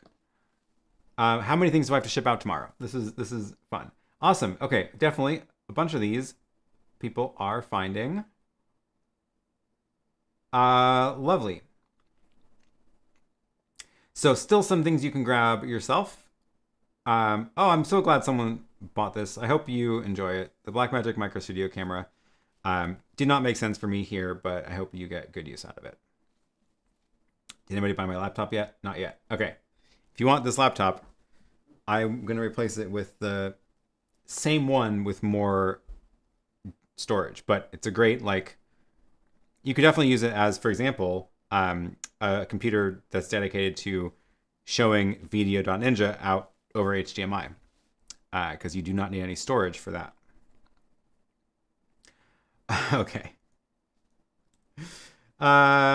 What else have we gotten here? Do you know some way to convert VLC to HDMI? For example, convert the USB-C VLC out from the ATEM to HDMI. I don't think. I don't think there's a way for VLC to integrate with what I'm thinking is like DeckLink, for example. So the DeckLink card is what I use for the graphics like this chat, and various apps can output over DeckLink, like OBS can output over DeckLink. What I would say is if you're trying to get a USB-C webcam out to HDMI, then instead of VLC, try using OBS because it's also free. It's also a 3-letter open source software, which is interesting. But you can add the webcam source in OBS and then output the OBS feed via the hardware. So the hard DeckLink hardware, or just out of a monitor is the cheap way to do it. But the sort of fancier way that also doesn't eat up one of your external displays is outputting it over the DeckLink card. So take a look at that. Chris says, be warned, if you use vMix Caller, do not give out the URL to any other guest because it will kick off anybody using it and bring in the new person without warning. That is a great tip. Thank you for pointing that out. Mark says, NewTek NDI now has NDI Remote New. That's a great name. Securely connect with multiple remote contributors to receive their video and audio over the internet by simply sharing a link. I will look at that. That sounds very useful. You can set up VLC to have clear output on a secondary monitor and control on another. But yeah, I use OBS. Okay, good point. I forgot about that. Great. Ben says, did you answer my question about the roll-in VO2 HD? I did not. I totally didn't see it. Where is your question? Here it is. Looking for a tiny switcher for 2 cameras on the move. My ATEM is good for bigger productions. Anything to compete with the roll-in VO2 HD, tripod mount, and foot switch would be perfect additions. So the tiny switcher market is interesting right now.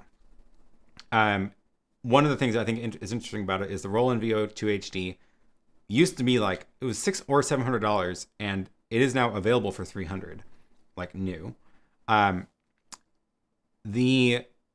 there's a lot of new small video switchers ever since the ATEM Mini came out. I actually have a couple here, which we're going to look at probably next week on Sunday. There's the new RGB Link Mini Pro. There's this new one with a larger screen on, which is kind of nice. Anyway, we can take a look at that later. The point here is that there are a lot of switchers that are sort of getting into the space that the ATEM Mini has made popular and accessible, which is really good. However, I do think the roll-in VO2 HD is probably one of the easiest ones to operate and easiest to explain to somebody else how to use, and definitely does have a couple of really useful features like that. And they finally dropped the price on it. Also, I'm selling mine, so if you want it, you can buy that one. So if you really only need 2 cameras, that's, of course, the main limit of it is like 2 cameras, that's the end of the story. Like, you cannot add more to it. So if you're sure 2 is enough, it definitely could be a good option. And the foot switch of it that it comes with is a nice touch, because it means you get a no nonsense way to control it. So like, I love Companion. I like that I can, run it on a Stream Deck. I like that I can control it from my phone and all that stuff. But wow, is it a lot of work to set up. It's a lot of work to set up, and it's a lot more complicated than you plug in a wire and now you have a button on the floor that works. So I do think it's hard to go wrong with that, especially for like if you're just doing 2 camera switching, foot switch between the 2, it's hard to argue with that. And I will just plug mine for sale for like, what did I say on here? You can have mine for $150. So I think that could definitely work for you.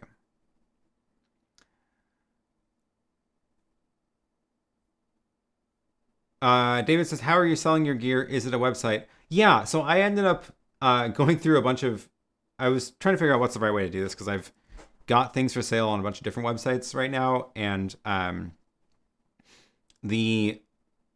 ended up getting a Shopify account, and that's what this is all set up on. So the Shopify account is what is running the shop.armpk.tv website. And I like that I can just like add in blocks of arbitrary text, because I didn't want to move. I don't sell these ones myself. They're sold by other retailers. So these just link out to the other product pages. And then these are all print on demand. So these are actually through Printful. I really like their t-shirts. It's I do like that all over print style. These are all through Printful, and they have a Shopify integration, which means when you order it through here, it then ships the order out to Printful. Printful prints it and ships it to you, and you didn't have to see any of that happening.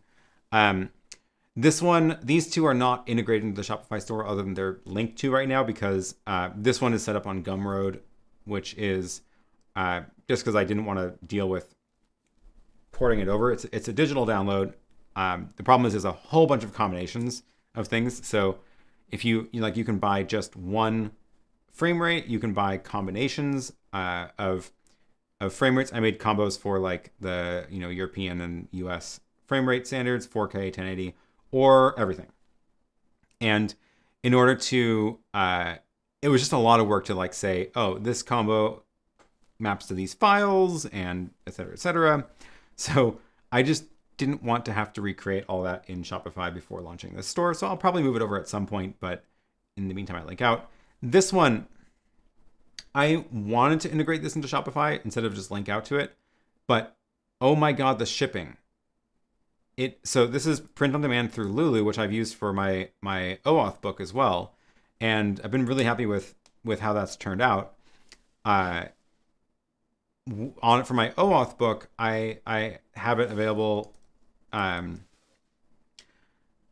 have it available directly from Lulu if you want to buy it, which is if you do want to buy this, like the best way to give me the most cut is to buy it from here. But you can also buy it on Amazon. And if you go to Amazon, it's the same price because Amazon makes you sell it for the same price. And Amazon takes a cut, someone else takes a cut, and it just sort of whittles it down again and again and again. And also to get it on Amazon, it's normally it's like a huge pain to get product lists on Amazon. It's really complicated. Lulu makes it super easy, and they handle most of the logistics of it at the cost of taking a huge cut from everybody along the way. So anyway, I have been using Lulu for this for a long time, and I was like, I'm just going to use this for the planner as well. And then I was like, oh, they have a Shopify integration. That's cool. And I started looking at what that takes, and it turns out that the shipping was one that killed me. So you have to create the product in your Shopify store and then set your own shipping rates for every like region. And if you don't have the top tier Shopify account, you can't use the dynamic pricing, and you have to just pick rates, which means you have to decide what quantities do you want to support, because if you're shipping one book, it'll cost a lot less to ship than like 10. If you want someone to be able to order 100, you have to also then set a shipping rate for that. And then you have to do it by country also. So you can do by region, not necessarily each country, but still it's a lot of regions. And it turns out that shipping to all the EU is not even the same, right? So you have to sort of say, I'm willing to eat the difference in shipping depending on what country within this region I'm shipping to, or just not set up some regions or whatever. And I was like, oh my God, I cannot handle this. It is too much. I'm going to mess something up and either over or undercharge someone drastically. So I was like, okay, forget it. We're not doing the Shopify integration. I just send you out to Lulu. You buy it directly from there. They've got all the shipping rates handled. One of the other things I like about Lulu is that it is print on demand in a way that is even more like sustainable than just print on demand from one location. They will actually contract with printers in different countries. So if you're in Australia and you order this, it does not ship across the ocean. It prints in Australia and then is shipped to you locally. So a lot less shipping cost. It is not an international, you're not getting international goods. It's being made domestically, and it'll be faster and cheaper that way. So they have an amazing network set up of, contracting with all these local printers to make this happen. And that's one of the reasons that I like going with them. So it's very, very cool. But yeah, in order to get that built into the Shopify store, it was not looking like it was going to be a very fun project. So I backed out of that plan quickly.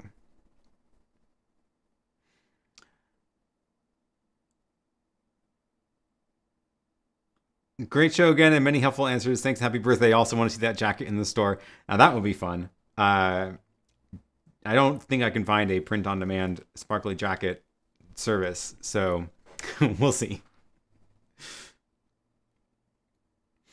NDI Remote basically takes a remote NDI network and merges it with your local network, which is awesome, but opens up all NDI feeds to both sides of the network unless you change settings.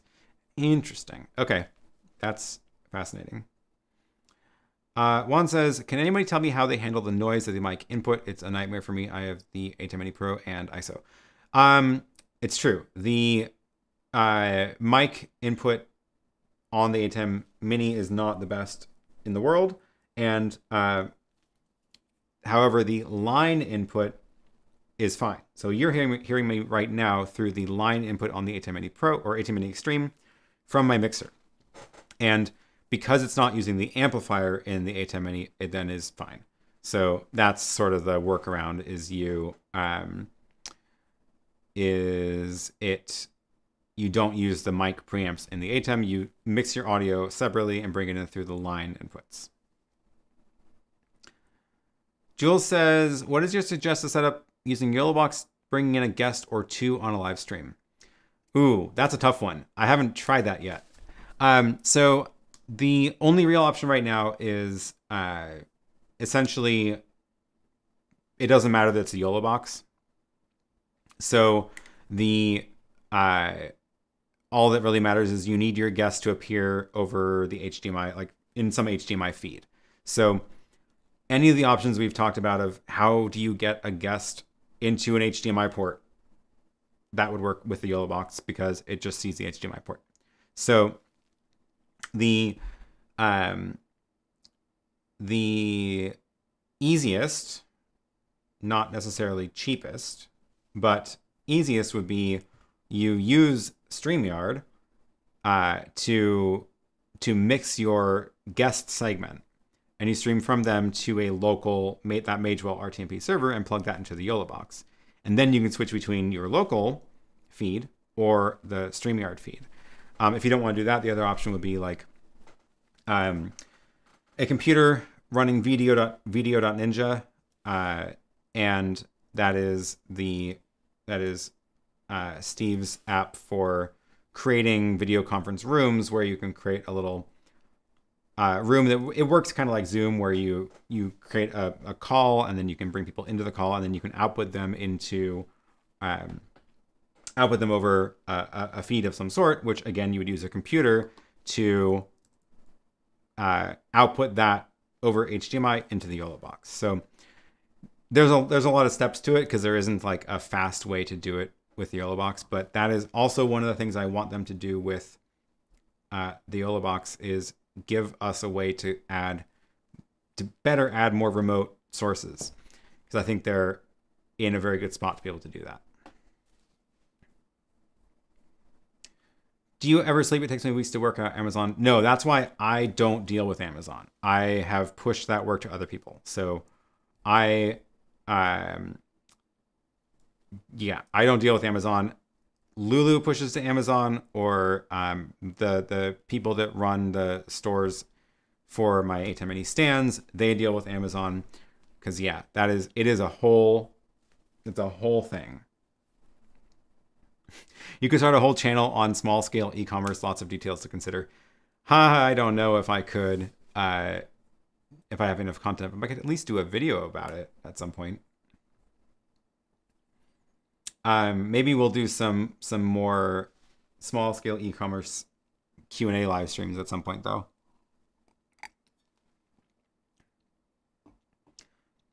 What is your favorite NDI or SRT? It's a complicated question. NDI has a lot of very cool features. Can't argue with that. I don't like their licensing model, I guess. I'm not a big fan of it. It is not an open source protocol. It is not remotely open source itself. And they charge companies a lot of money to integrate it. So that's why, like, what was it? I was just using the, on one of the things last week. It was one of the devices. Oh, I think it was the, oh my God, I totally forgot. One of the things we looked at last week supported NDI. What was it? Oh, it was the Mevo. So the Mevo, where is a little picture of it? The Mevo camera does support NDI. Where did I talk about it? Testing the NDI. So somewhere in here is where we got the NDI feature working. I found the frame. To use NDI, we need to report back to Mevo usage data for licensing purposes. This is not Mevo's fault. This is NewTek's fault because they charge the company to integrate NDI. And apparently they charge based on the number of devices support it. And I think my suspicion, totally just guessing here, is that Mevo did not want to pay NewTek for every Mevo camera sold, because that would be a huge chunk. And most people who buy a Mevo camera are not going to use NDI. So what they did was, if you turn on NDI, then they ping their server and then they pay NewTek. So I think it's a clever workaround, but I just, something about their model about how they handle the licensing rubs me the wrong way. SRT, on the other hand, is a totally open protocol. Anybody's free to implement it and build technology with it, and that's fantastic. This is one of the reasons I think we will never see a Blackmagic product support NDI, because they're kind of competitors, and I don't think Blackmagic wants to pay one of their competitors to sell their own products. I would not be surprised if we eventually see SRT support in a Blackmagic device, because they don't have to pay for it.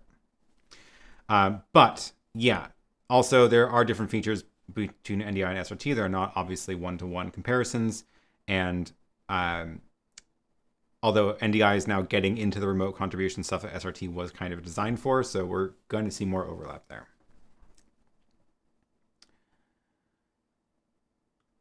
Line level works great. Run your mic through a digital recorder like the Zoom H6. Exactly. The line level on the ATEMs are totally fine. It's just the amplifiers that are not the best. So use some other external audio mixer.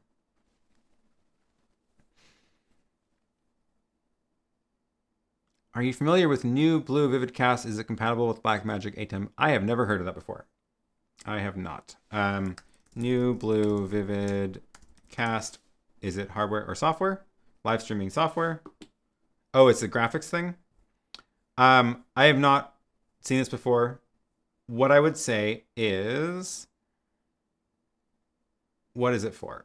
Oh, it's a whole thing. It's like a software switcher. And it's expensive. So here's what I would say about, is it compatible? The Blackmagic ATEM is there's not a lot of like integration points. Really, it's just like HDMI, right? So if anything can output HDMI, then it's compatible, which is cool. So if you can get HDMI out of one of those, then yeah.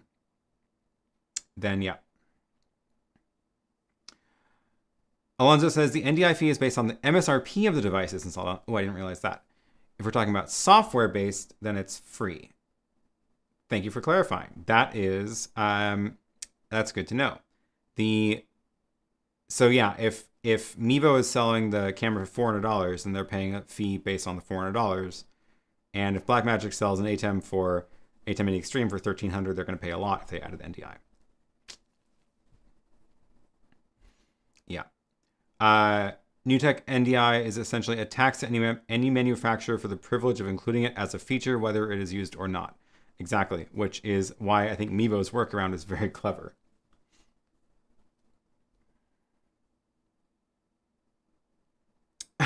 You are a lightweight, one bottle, and you know you've been streaming nearly 3 hours. I don't think that's the reason I've been streaming for 3 hours. Just gonna put that out there. Dear Azan, from your experience, which switcher has the least lag when using a green screen? Any of the ones that are, how do I describe this? So the big difference between like the ATEM and the YoloBox, for example, is the ATEM is a hardware-based switcher. So all of the video processing is done using circuits rather than like a computer processor. The YoloBox uses a computer processor for moving video around. Anything that uses hardware circuitry for video processing will be faster, hands down, and that's going to be the best. That's going to be the least lag with any kind of processing, including green screen. So that's not limited to the ATEM line. So the Roland VO2 HD is also the same idea.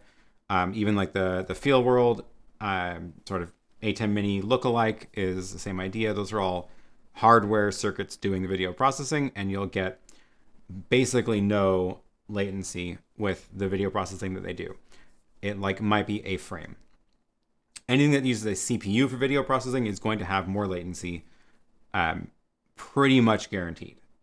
So that's where that's that line. But yeah, there's a whole bunch of products in both categories, so that's kind of how to judge.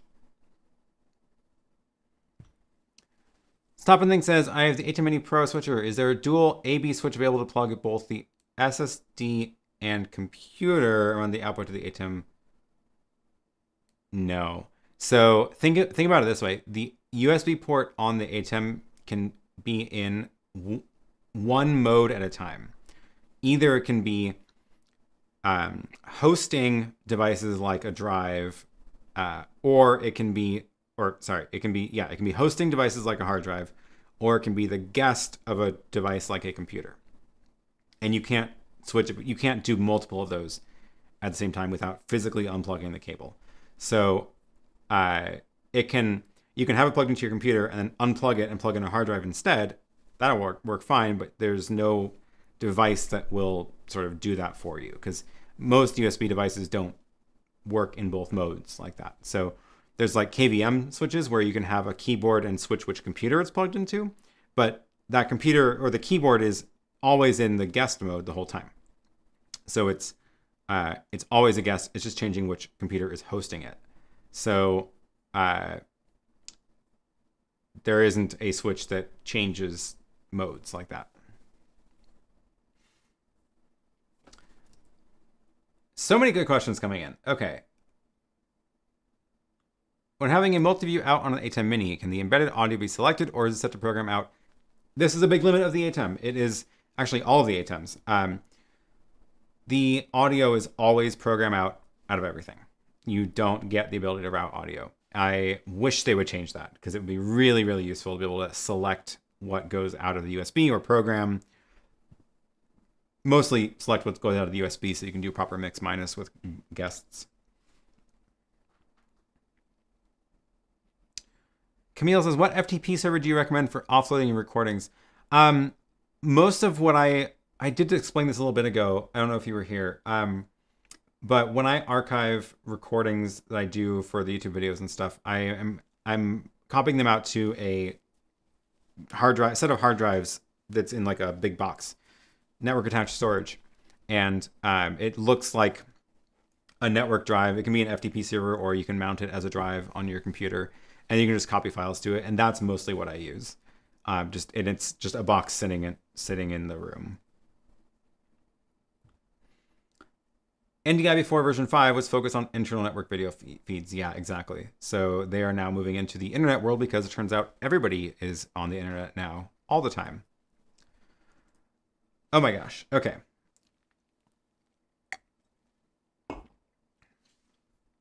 Norman says, I see you are testing this in upcoming stream. Does the RGB Tau 1 work with the Mevo cameras? That's a good question. Because the Tau 1 has NDI support. We will find out.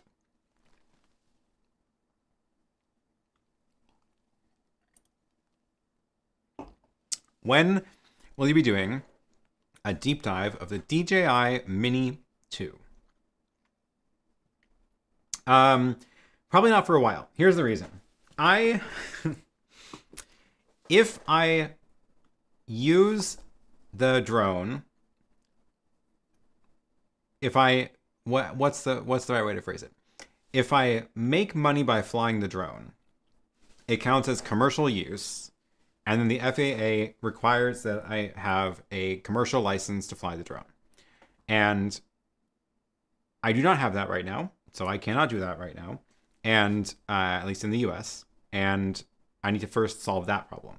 So my plan for the rest of this week and next week while I'm off work is I need to cram for that test and schedule a test for January so I can go take the test and get the commercial license. So I need to do that because I would like to be able to do videos and do show drone footage on the channel and things like that. But I cannot do that right now. Otherwise, I will get a very large fine. So, yeah, not for a while. Okay. The other questions. Oh, IT Never Gets Old says, when you use OBS to composite your graphics, do you find OBS sometimes skips frames from browser sources? I see this with countdown clocks from H2R. I do see that. You may notice it, for example, in this chat animation. Looks like it's actually doing really good right now. Sometimes it'll just start skipping frames and be choppy. And yes, it is a computer. That is the problem with computers. That's why I prefer video routing solutions that route everything in hardware. Because like you're not going to see dropped frames from the ATEM Mini's streaming output or HDMI output because it just doesn't work that way.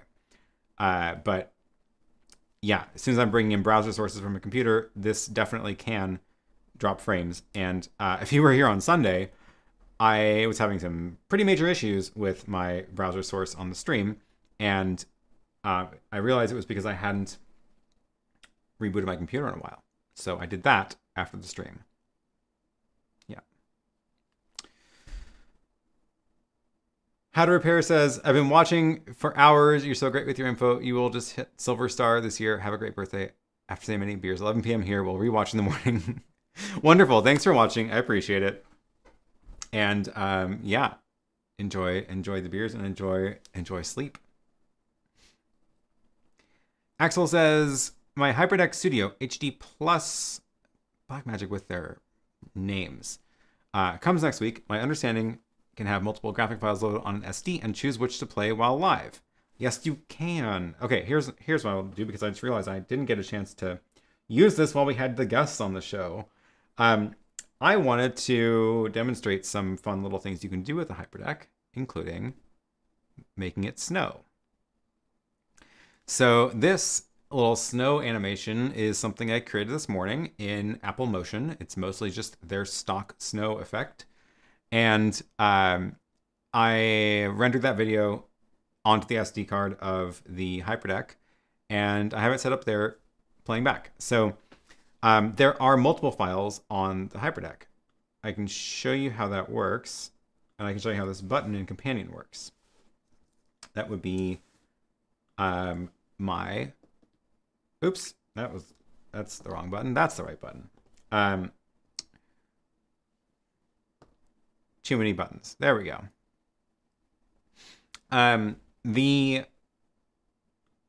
This was the page. I thought I was on this page and I pressed that button, which is normally how I show this screen, and instead I pressed that button. So something else happened. This button, the snow button. So I have my Hyperdeck connected into Companion, which I highly recommend you do, because you can do so much more with it that way. And once you do that, you get an action called Go to Clip by Name. Here's why this is important.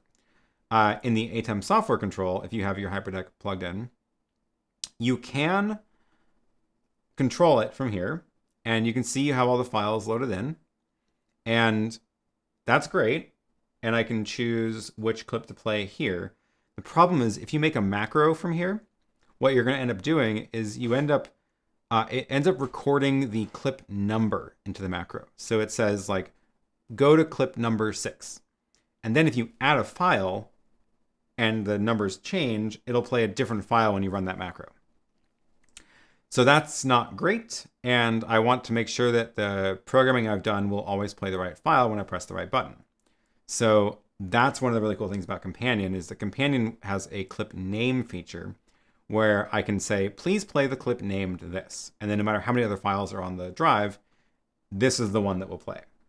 So I have a cue that clip, wait 50 milliseconds, and then run play. And this is also much easier interface for controlling these two options, which are loop the clip or single clip playback.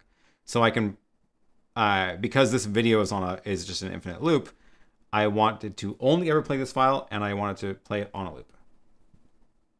You could also say, if you uncheck loop, that's for like, if you want it to play a video and then cut back to you, you can just have it not loop it.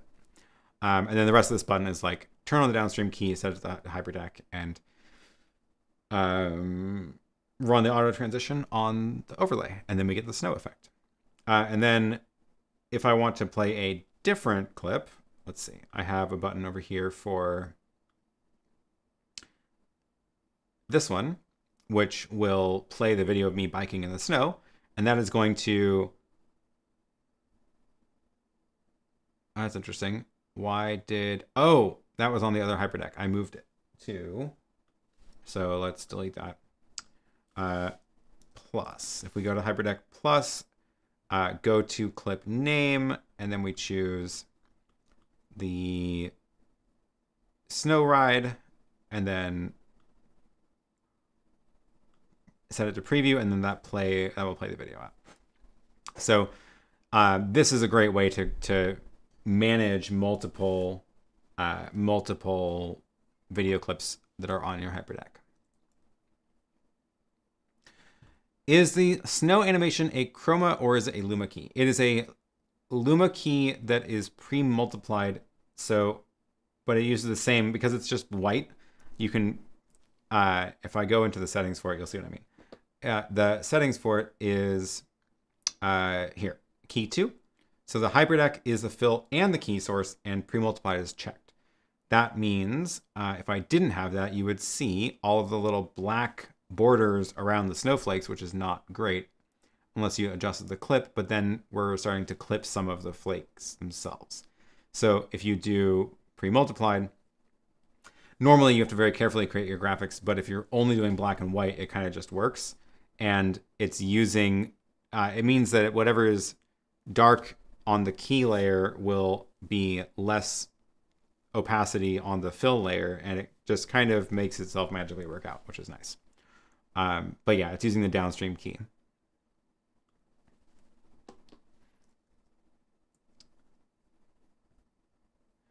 Do you think it would ever be possible to play back different video formats from the same storage using the Hyperdeck? I don't, because the Hyperdeck kind of gets set into one mode. And if you change the mode, you'll see it kind of like goes through a little power cycle thing. Not a full reboot, but it's like it changes the output mode. In order for them to do that, it would take a bunch of extra things, including adding a scaler on the output, essentially. And if they didn't do it in this latest revision of the Hyperdecks, I don't think they're ever going to do it. And the reason I say that is because they've clearly shown us that they can add scalers, multiple scalers to these devices. Like the ATEM Mini Extreme has 8 scalers built into it, which is more than anything has ever had from Blackmagic. So that's wonderful. And that also means that they've clearly made it cheap enough to be able to do that. And I feel like they would have put it into the Hyperdecks if it made sense, because they did just do the revision of all the whole Hyperdeck line, and we didn't see that. So I don't think it's ever going to happen now. That's my story.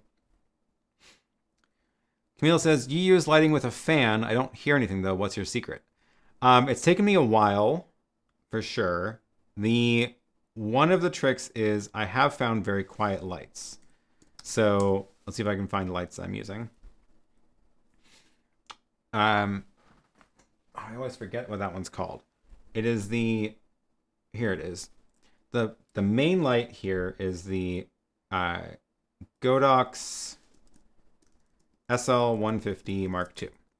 So that is my main light on this side.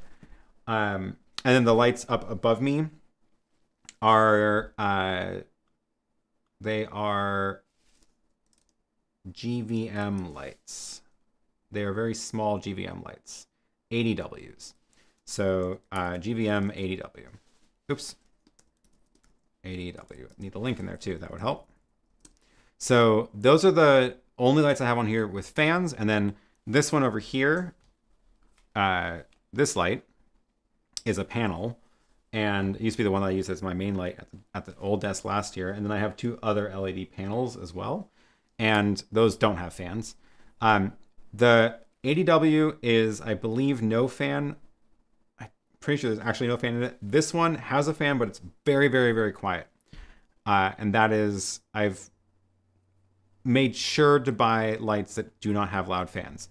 The other loudest noise source in here is my my 20x20 video hub, which I also replaced the fans on with quieter versions of fans, and it's not silent, but it's much better. But yeah, there's not a lot of noise in here to begin with. That said, the other part of that picture is the microphone. So here, fun example. If I switch microphones to one of the built-in camera microphones, let's see. I'm guessing that camera. Oh, that's not even routed in here. Let's see. My Sony camera probably has like an okay microphone, so let's use that one as an example. So the Sony camera, let's bring the audio level back up to something reasonable. So, okay, the Sony camera is this side one. And let me go turn the audio on. Where is it? Audio. So I'm going to mute my...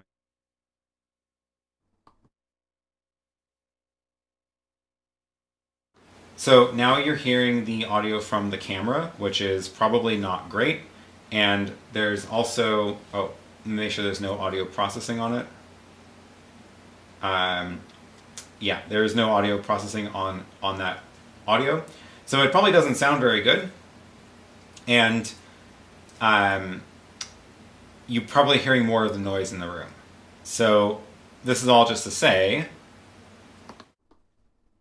switch back to that. That is all just to say that the microphone has a lot to do with it too. So this microphone is the Samson C02, which is not really made for this, but I like it. This is the C02, and it comes in a 2-pack. It's made for like miking musical instruments. But so I have one on each desk, so they match now, which is nice. And one of the things that it is pretty directional. So if I'm like over here, it sounds really bad because I'm not talking at it anymore. And if I'm right in front of it, then you hear what you're supposed to hear. What that means is that it does. It only picks up, this much sound from this area. So the all of the noise is like, elsewhere. So if I spun that mic around and pointed at a light, you might hear more of the noise. But because my voice is so much louder compared to what it's picking up around the edges, you don't hear any of that. And then the last trick is the compressor in the ATEM. So if I take this off, this is with no processing. So what you're probably hearing now is slightly more room noise if I'm not talking. And there's probably a little bit more hiss. You probably can't hear unless you have headphones on.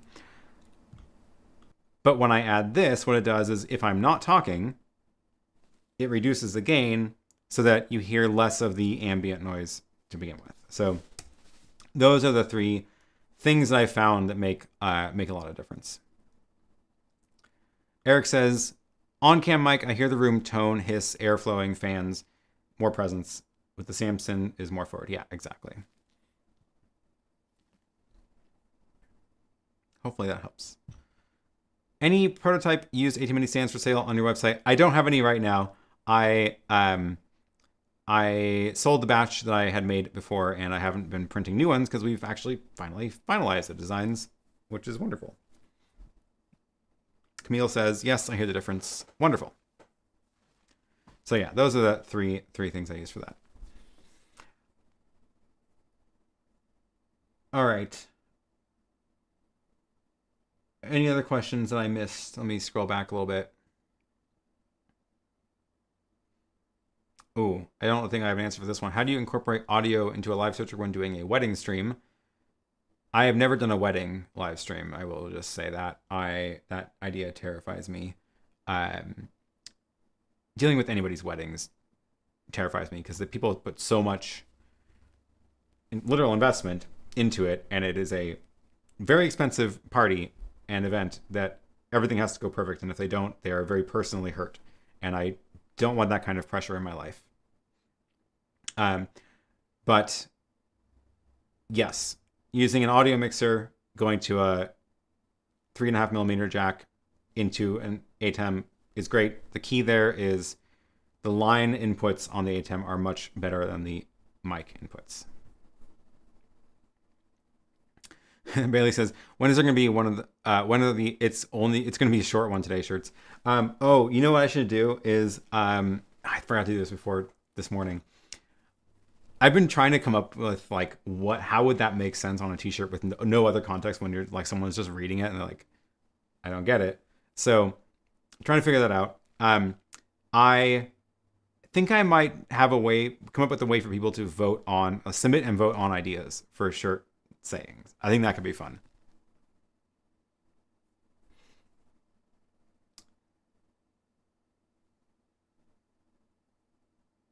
What sunglasses do you recommend for those lights in front of you?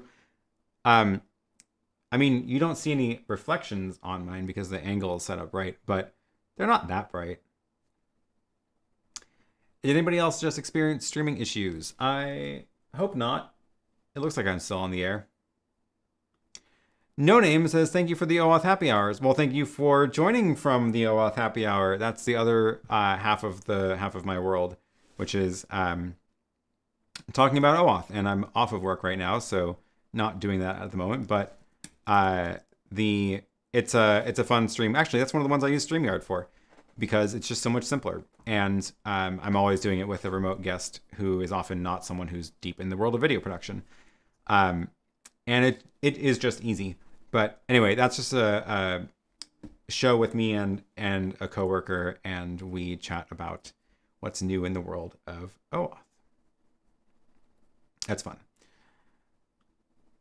Kit says, what's your setup for showing selected comments from YouTube? Are you streaming using OBS to pull it off or using through the ATEM? So, okay, a couple things on this. There is a link below in the description to a video where I talk about how you can do exactly what I'm doing here very easily. And the way that works is it is a browser extension that will reformat the pop-out chat tab on YouTube. So if you're in your YouTube studio and you go to the pop-out chat, it will reformat this into basically what you're seeing on the stream. So as you click one, it will show it down there, and then you will be able to bring this in using a monitor or Chromecast sharing or et cetera,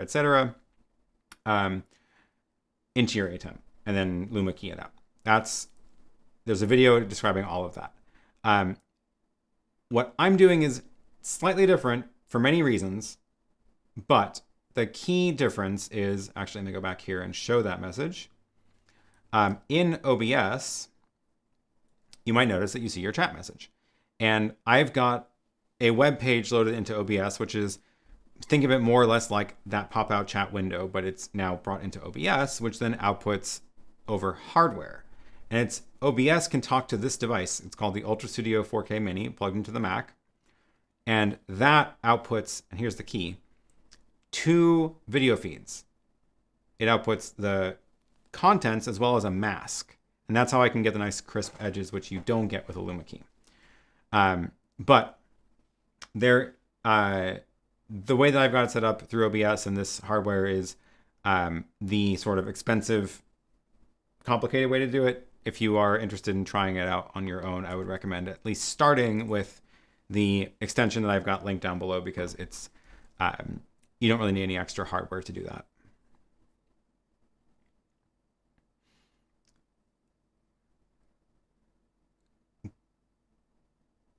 Are you only processing the mic in the ATEM audio, nothing in the audio mixer except amplified to line? Let me double check. I think that is true. I think that is the case. Yes, that is the case. I do not have any audio processing set up in, let's see, this is not on. So this is my control for the mixer. None of the audio processing, the EQ compressor, they're not running on the mixer. I'm doing that just in the ATEM right now. I may at some point move that over, because I'm trying to move all of my audio mixing into that rack mixer.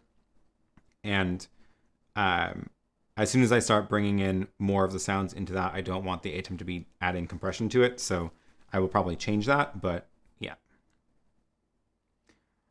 Reminder, H2R Graphics can also do YouTube comments. Great point. H2R Graphics is another good option for YouTube comments. H2R.graphics here, and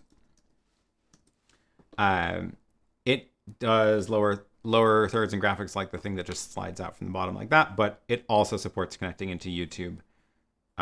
There's no screenshot of that on the homepage apparently, but it'll also support connecting into YouTube and showing chat messages, but then it outputs over HDMI, so you bring it in however you want. Jesse says, if you need help figuring out the MR18, let me know. I use those all the time for my day job. Wonderful. I might get in touch. Are you on John's Discord, by the way? I should just plug his Discord. I'm not going to drop the link in my chat, but I will drop his channel link in my chat.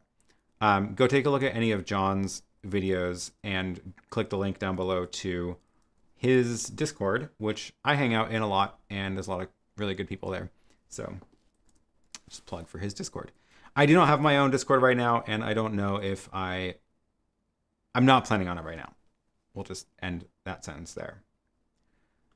I'm building a case for the Extreme, and while I was looking for ideas, I came across your solder with me video. Is there part 2, or did you just switch to your stands? Yeah, I haven't finished it.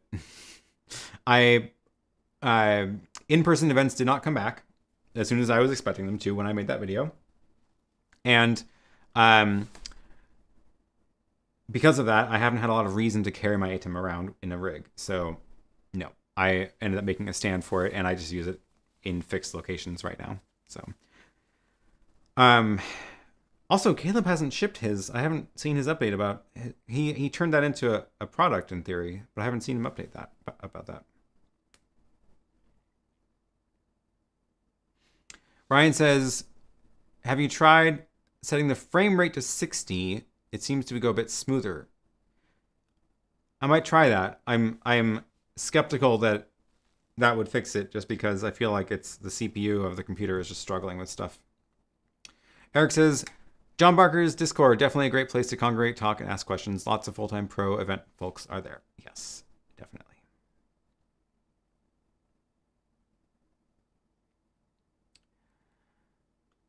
Please go and have a beer or bottle of champagne, as I need to sleep but frightened of missing something. You can always watch the replay. I leave these up. They're not coming down. I leave these up. But I should probably make more progress on this. Andrew says, can you link the egg crate diffuser? Yes, I forgot about that. That's a different part. That is, what did I get? It's, oh man, I always forget the name of this one. Oh, it's a beauty dish. That's why. It's not a so the aperture light dome is like the classic one that looks like that, of like the, you know, the like the big diffuser, or the big diffuser with the egg crate over it. The aperture one is huge and really deep, and I don't need it. So there is, let's see if this, yeah, here it is. So there's there's like shallower ones that you can get, and I didn't want it to take up that much room in here, so I got the shallow one. It is called the Glow Easy Lock Beauty Dish, which I don't know why it's called that, but yeah. That is this one, which I bought a while ago, apparently. It's relatively affordable, I feel like. So it just goes onto the light like any other one would, but it's got the egg crate on it as part of the kit, which is nice. Okay. We are getting to the end of the questions. This is great. I thank you all for hanging out. Kit says, thanks for all the help. I'm a commercial producer with a client that wants to do some live event stuff, so I'm trying to negotiate this new thing. Yep. Thanks for the birthday wishes, Oliver. And Stefan. And Michael. And Michael says, in your streaming workflow, are you using any NDI sources? I don't normally during most of the stuff that I do.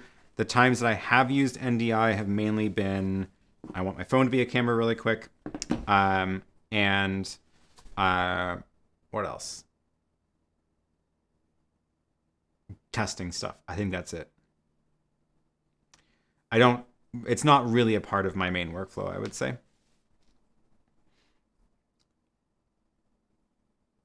Which is easier, H2R or your method to display YouTube chat? Which is easier? Let me refresh my memory about the setup process for H2R graphics because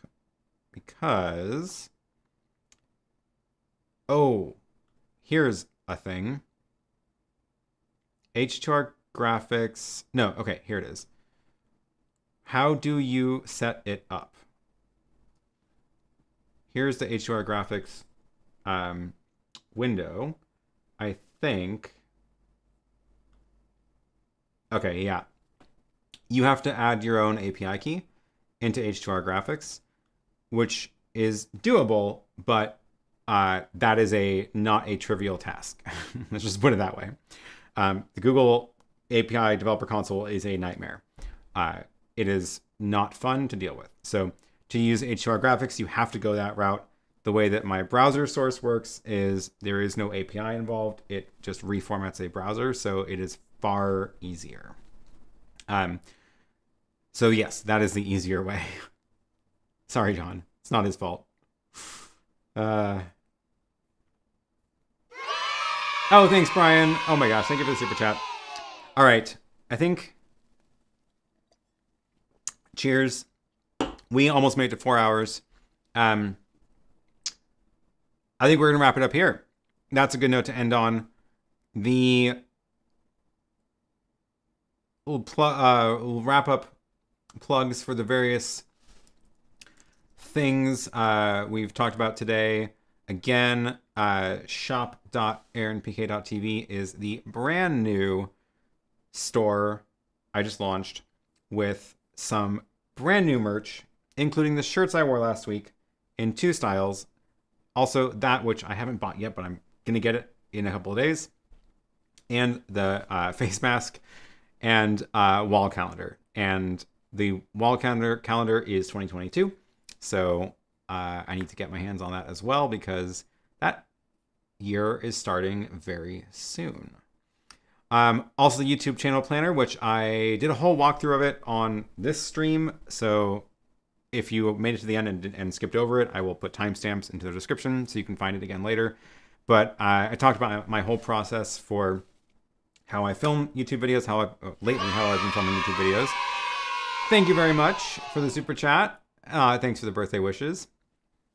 And that is all available now, where you can just go and buy those things. I'm also selling off a bunch of my old gear that I no longer have been using. and it is at greatly reduced prices, and it is selling out quickly. So you can still grab some of those. I will be shipping those out as soon as the orders come in. So I've got a lot of shipping ahead of me, and hopefully this gear can get some use in a new home, because it's stuff that I've just sort of moved on from for various reasons. I've got a little story about each one of them in there, so you can see the reasons for why I'm selling them for various reasons. Yeah, and thanks for all the birthday wishes. Thanks, John and PhotoJoseph and Adam, for joining me on the stream. That was a lot of fun. Thanks for all the questions. Whoa, still streaming. Happy birthday. Exactly. Hooray, I can sleep. You can always watch the replay. Kit says, I'm watching with my router and modem running on backup battery because we had near apocalyptic levels of snowfall.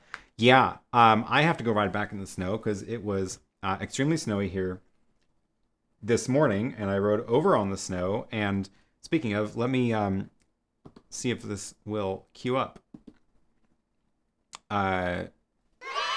Oh, Michael, thank you for the super chat. I appreciate it. The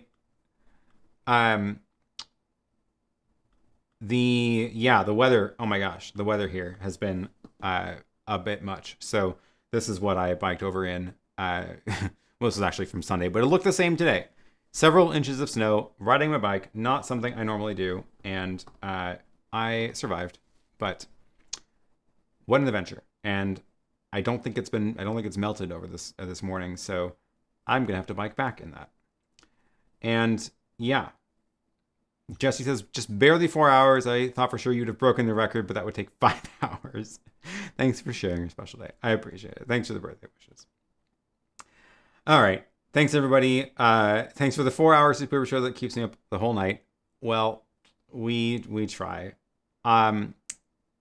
Hopefully on Sunday, when I'm back next week, we will have a not 4-hour show. Thank you, Thomas. Thank you for the super chat. I started these as 1 hour shows, and then we kind of got to 90 minutes, then we kind of went to 2 hours, and then I don't know what's happened. So, yeah. All right. That's it. Hopefully I got to, if I did skip a question, I apologize, but come back again next week. We'll get to more questions. So thank you, everybody. Oh, and thanks, Guy Cochran, for being here. Thanks for the birthday wishes. Guy Cochran from DVE Store. I've been getting so much stuff from them. Thank you very much. Yeah, wonderful. All right.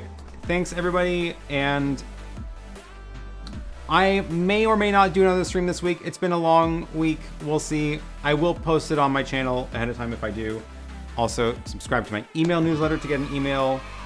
Thank you, Jesse, for the super chat. And thanks, everybody, for tuning in.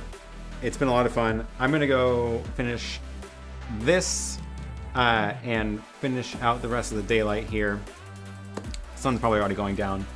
Portland winters, man. It's just, yeah.